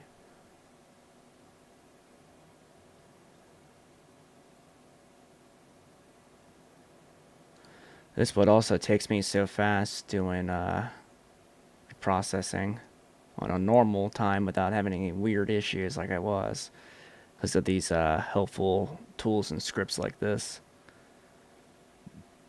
Like, let's see what's going on with the high saturation.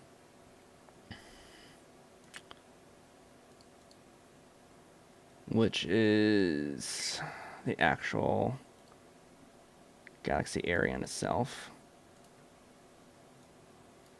It's good because I'm actually want to increase a little bit of the brightness. Don't want to overdo it though. Get some luminosity to it near the core and some contrast. Go ahead and apply.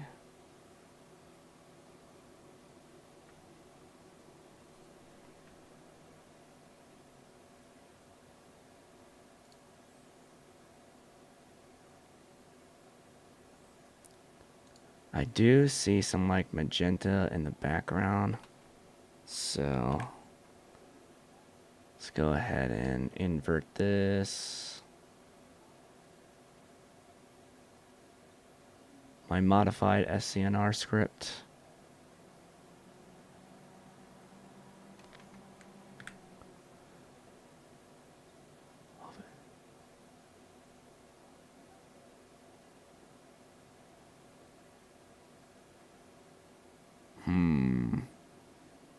Let me go back.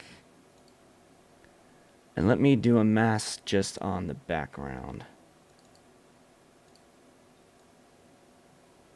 So get it to here. A little bit of that. This. Invert.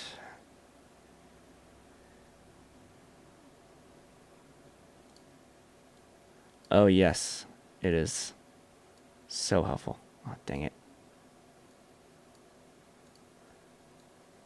Alright, now we try it.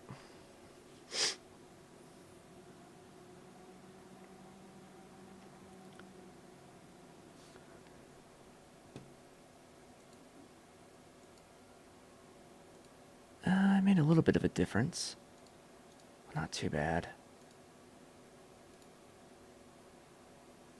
I also do color adjustments with the histogram.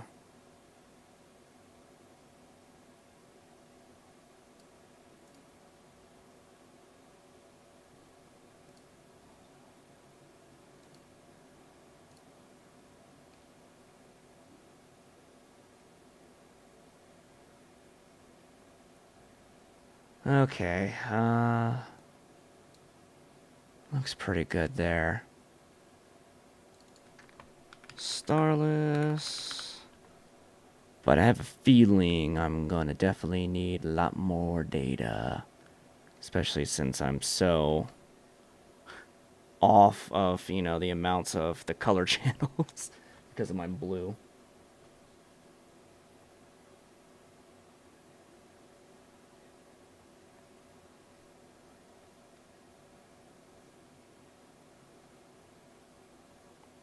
But I'll be able to do some final color touch-ups in Photoshop when it's all said and done.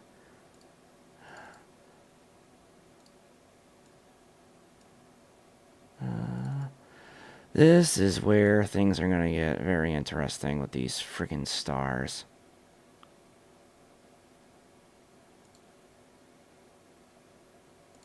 Correct magenta stars. That's the one thing. That is the one thing that's been bothering me so far with the monochrome setup. Like the details of like the galaxies and stuff like that. Wonderful. My stars though look like ass.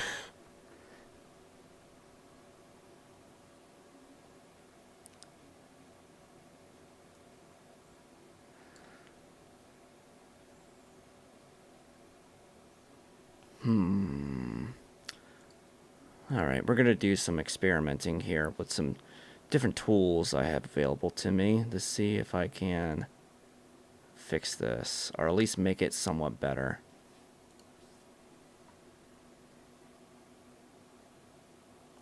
No, not really. I mean, very, like, small, but not as prominent as this.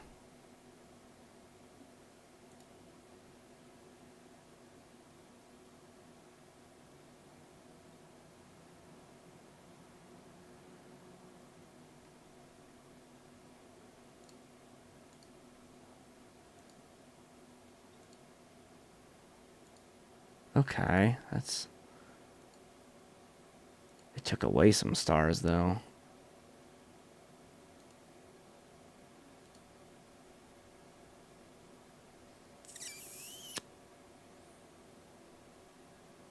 Yep, refocusing every single time I switch to a different filter. Yeah, and like it's been doing it like a lot actually.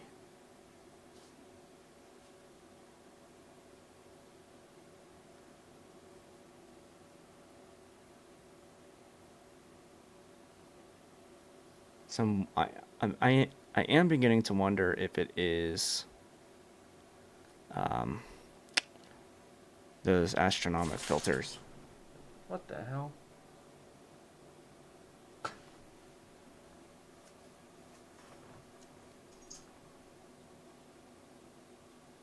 I don't really have that option in the ASI Air for like filter offset. It's supposed to automatically do that. Here, we're gonna do a different example with the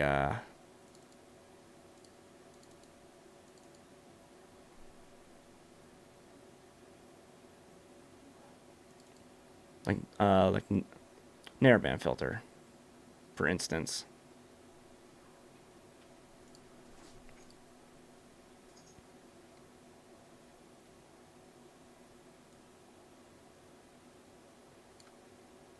They don't look as bloated, do they? Well, if I run a quick blur exterminator on it.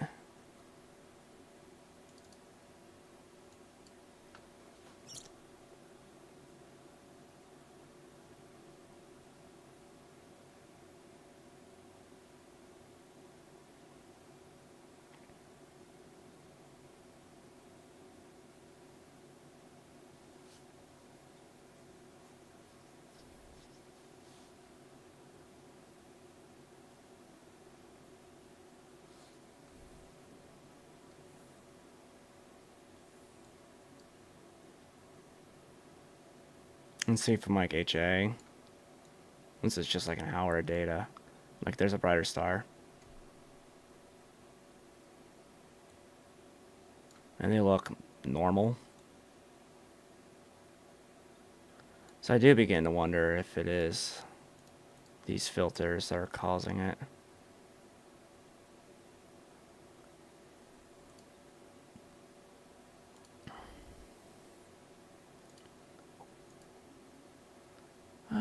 Let's see here.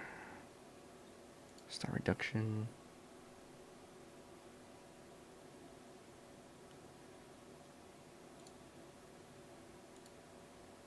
Oh, I have to do this in the end.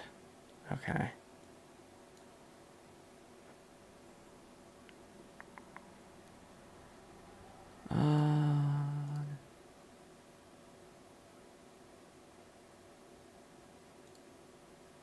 So what happens if I bring it up a little more?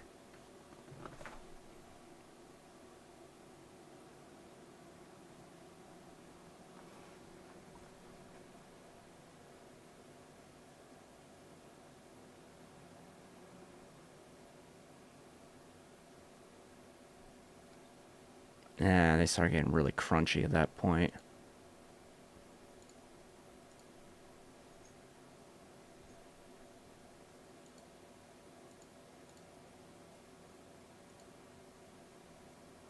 Alright, well, there's not much I can really do for it.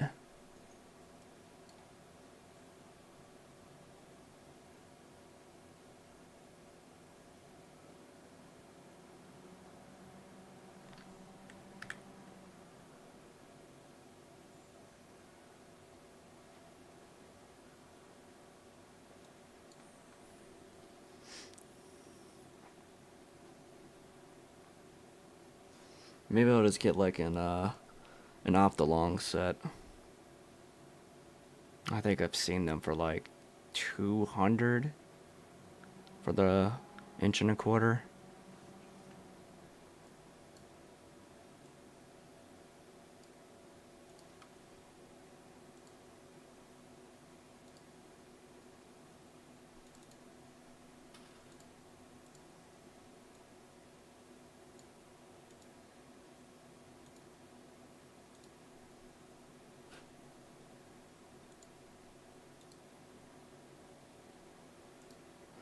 Alright, let's see what it looks like combined together.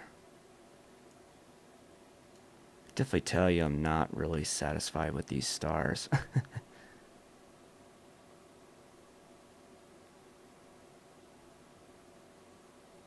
When you have a 2-inch that I don't use, well, that's dedicated to my 2600. Because what I have in there is the L Quad, a UV IR, an L Ultimate, and an ASCAR C2 for O3 and S2.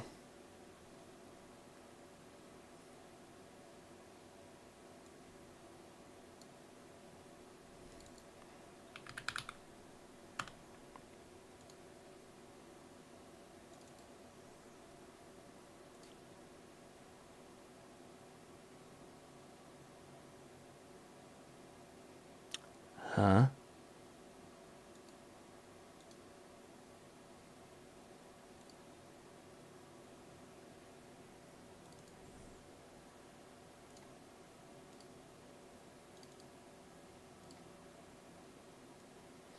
Oh, hold on.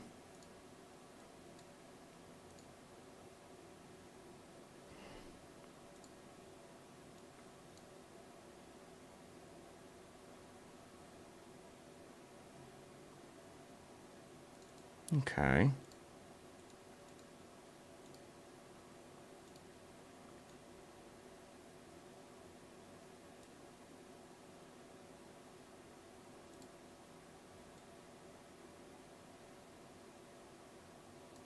Trying to balance out these channels there.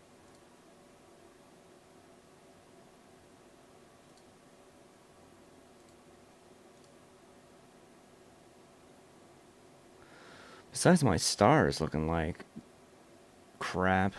This looks pretty good. Looks pretty cool. Yeah, my stars look real bad.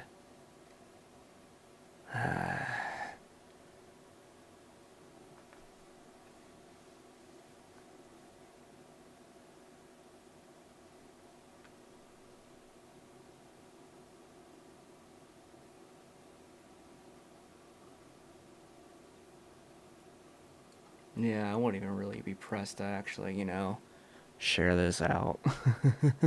I ain't gonna lie. I wouldn't share this out. We'll save it.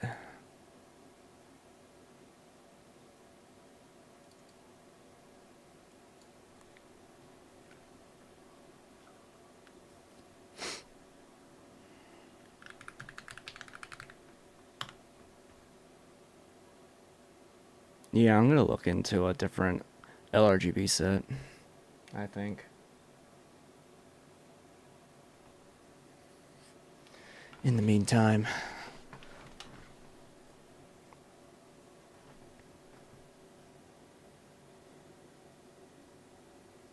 I will be popping off of the live stream here soon because I do have to get up super early tomorrow for a radio show that I have to work at, starting at like 6 a.m.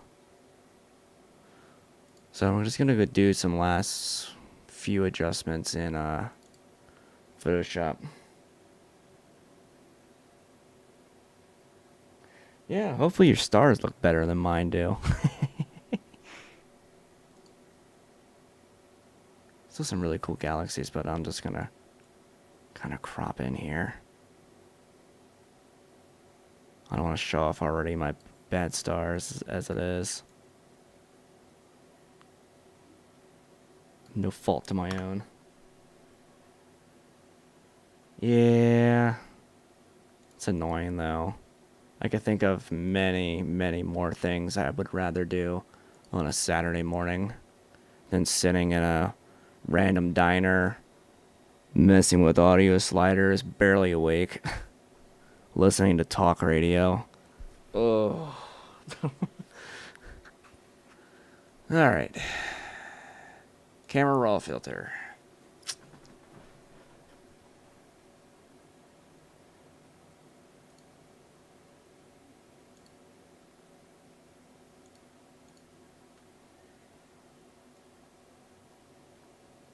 Let's bring up some of the clarity.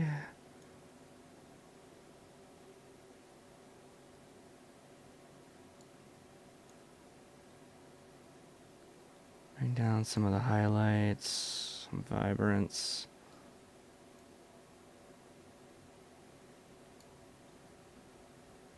A little bit of some saturation.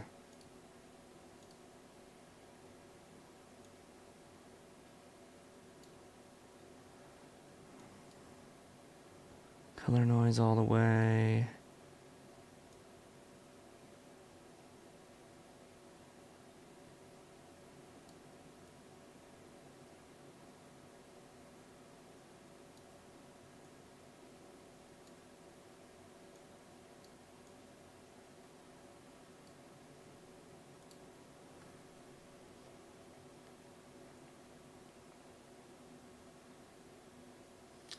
So you have the basically the doublet version of it. Now I do have some Photoshop accents that deal with where are they? Blue violet halos.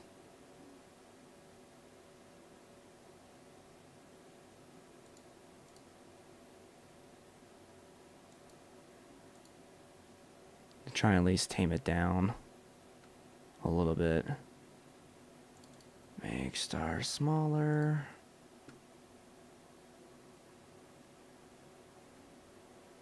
I know, right? It's probably be better as a starless.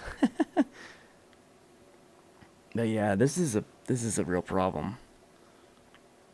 And I've had the same issue too with my Messier 106 that I did recently. The stars seem like they're bloated. So I'm assuming it's these filters.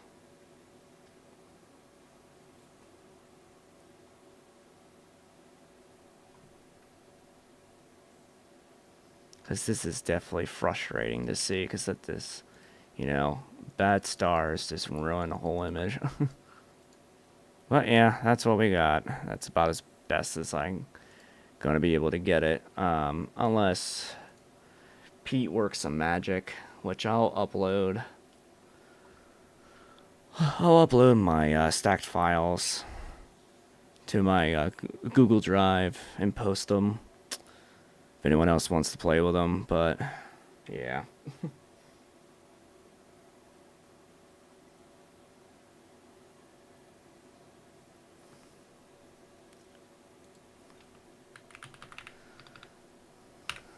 Hopefully my wife is not still awake.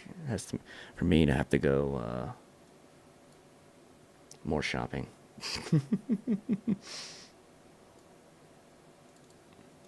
So I'm pretty sure the Optilong I saw on here, I think they were like a little over 200. Oh, they're actually cheaper than I thought, 188. Inch and a quarter set.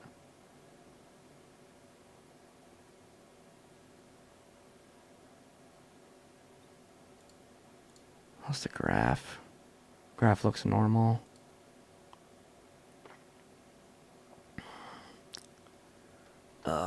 It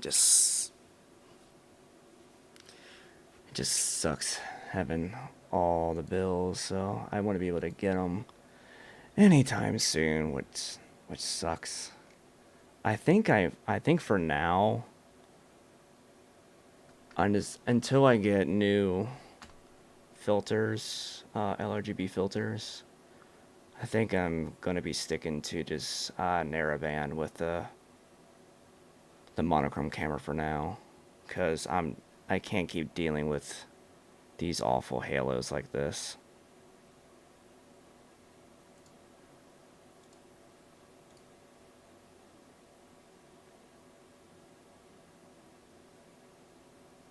Yeah, because if I buy that right now, my wife would be a little mad.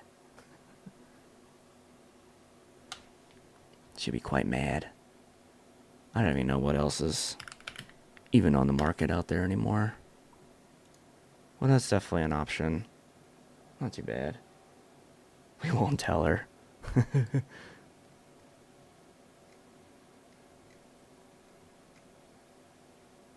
Especially with my web store, my Etsy store, slowing down in sales as of recently.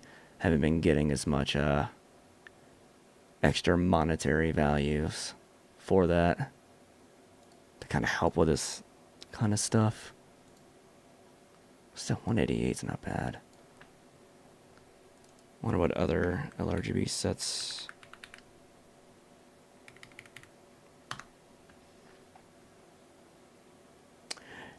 No. 83.99. Astromania. I don't know how much I trust that.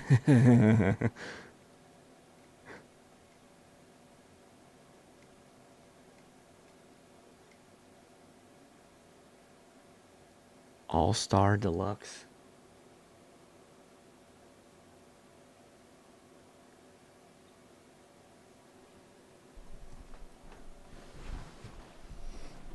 Brian, listen to me very carefully. I don't make that kind of money for chroma filters.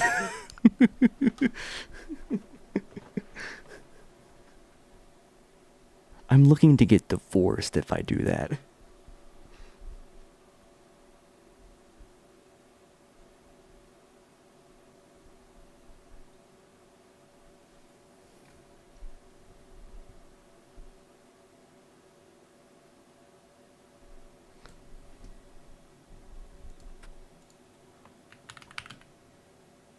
I already have a Gina up.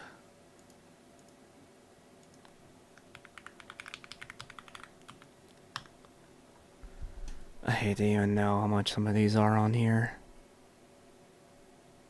Jeez, even the Antlia sets are...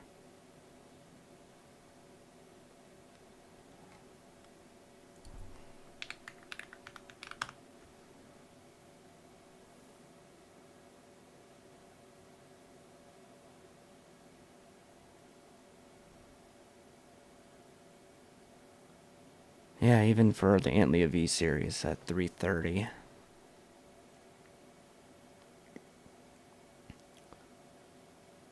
Jeez. The chroma ones at 125 at 525. Ugh. Hey, Amazon has these cheaper.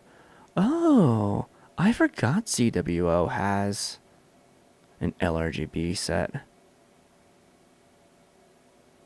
But out of stock, of course. Time for a GoFundMe.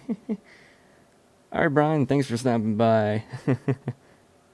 Yeah, not a problem, anytime.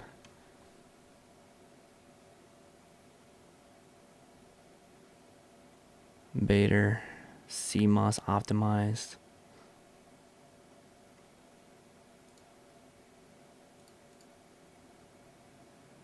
But CCD... I always have this question too. With some things that said like CCD, will that still like work with CMOS? Or do you have to get like CMOS oriented stuff?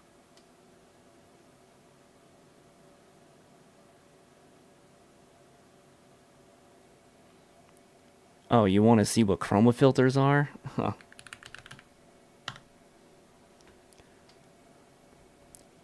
I cry in millions. Get ready to see this stupid stuff.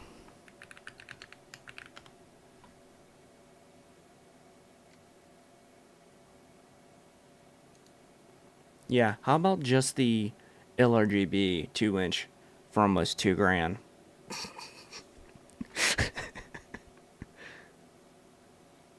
Ridiculous. For that price, I should be able to filter through clouds.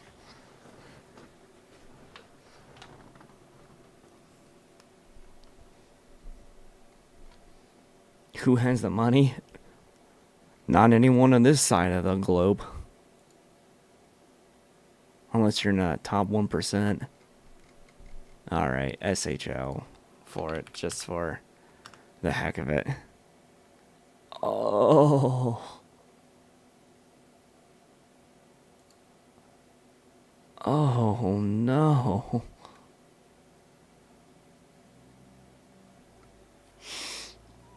Oh, that hurts my soul. Ultra Deluxe Premium.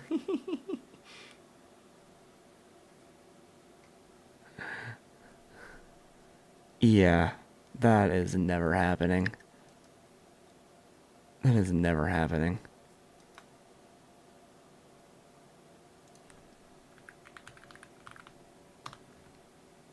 I'm curious what they're actually selling their ZWO filters. LRGB.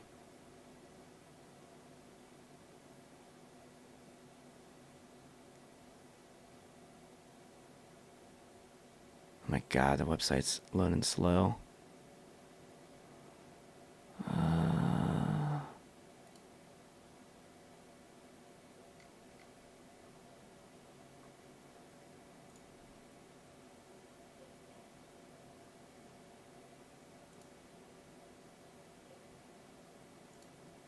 179.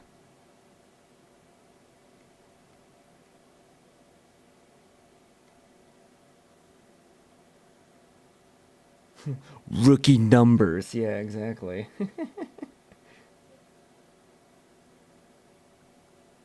Rookie numbers. Exactly.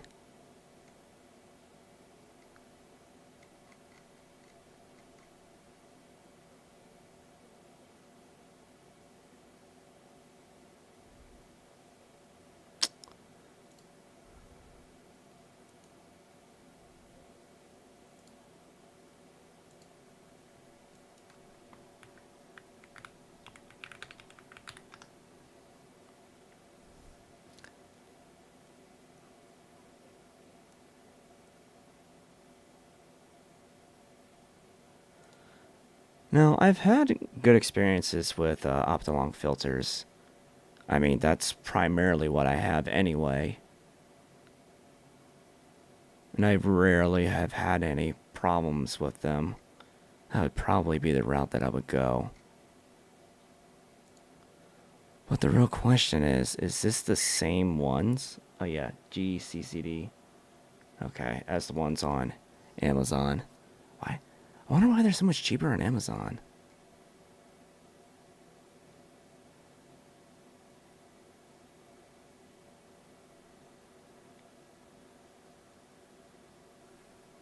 Caleb, I really wish clone stamping worked like that.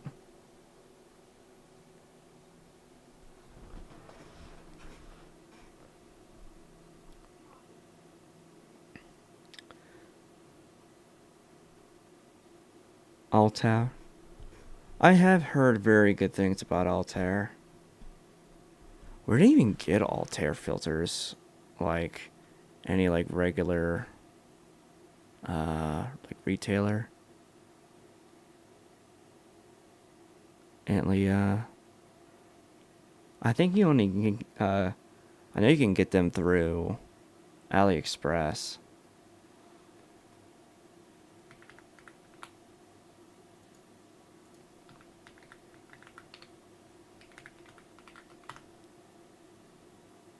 Altair Astro.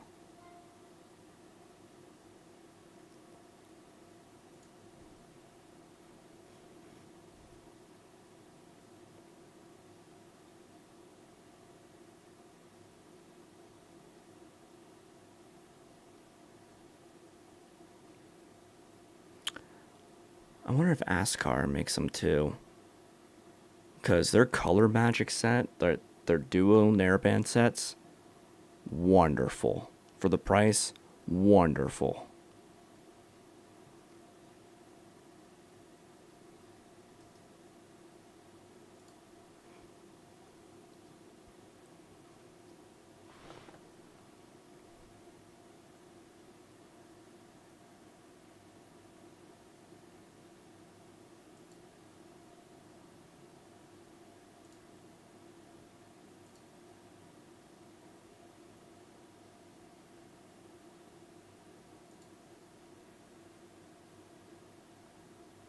Yeah, that's what prevented me from going mono for so long. Premium CLS and now Pro Color, 240 pounds.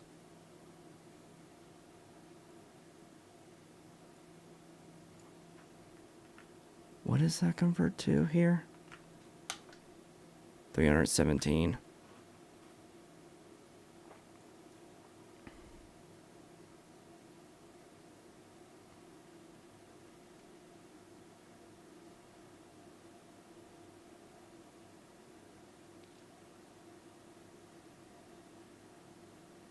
Mm-hmm. Yeah, the C1 and C2 is a extremely good budget duo narrowband set that basically has the same bandpass widths as the L Extreme, the L Enhance for like $200 for the set.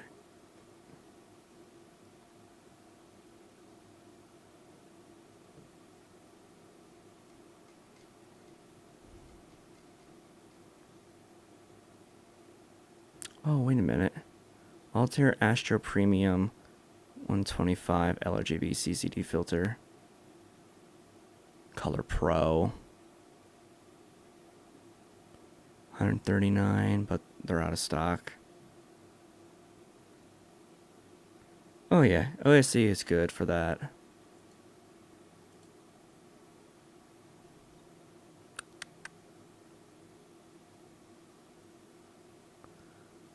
So I might actually do the switcheroo back. Put the 585 on the Roki and just try and do nebulas later in the night until I can get some extra money aside to get a new LRGB set. Within time.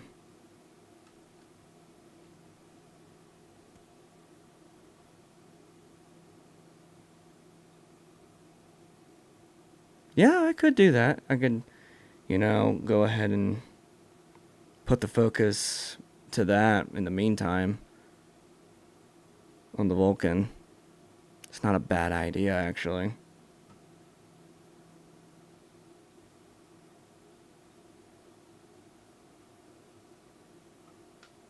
And just go back to Old Faithful doing OSC for Galaxies.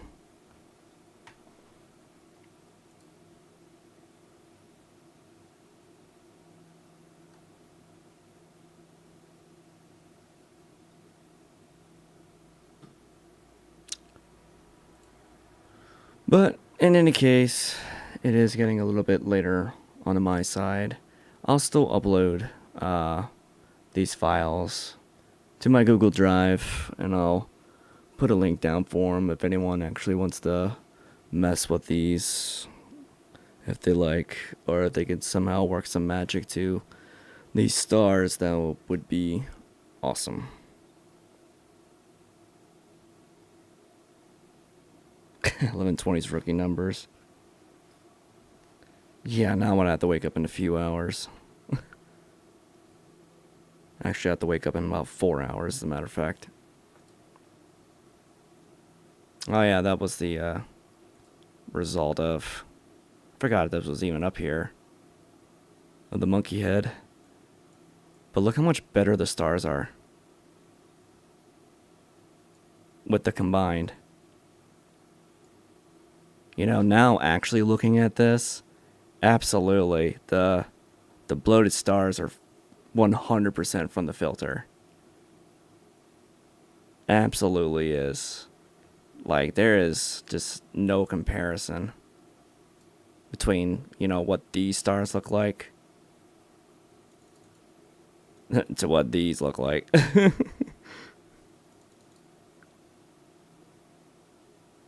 Yes. They are... Oh, the boxes are back over here. Oh, sorry. I got cats everywhere.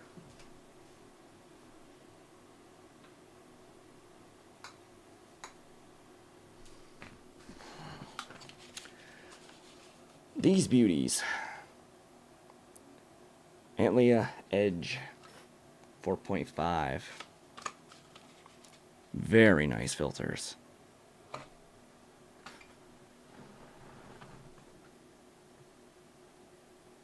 Looks like sea stars. Yeah, they kind of do.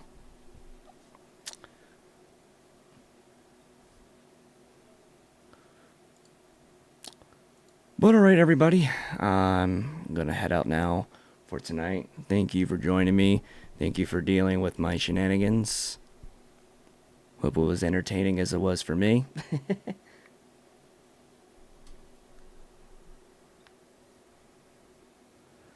And we'll catch you all on the flip side.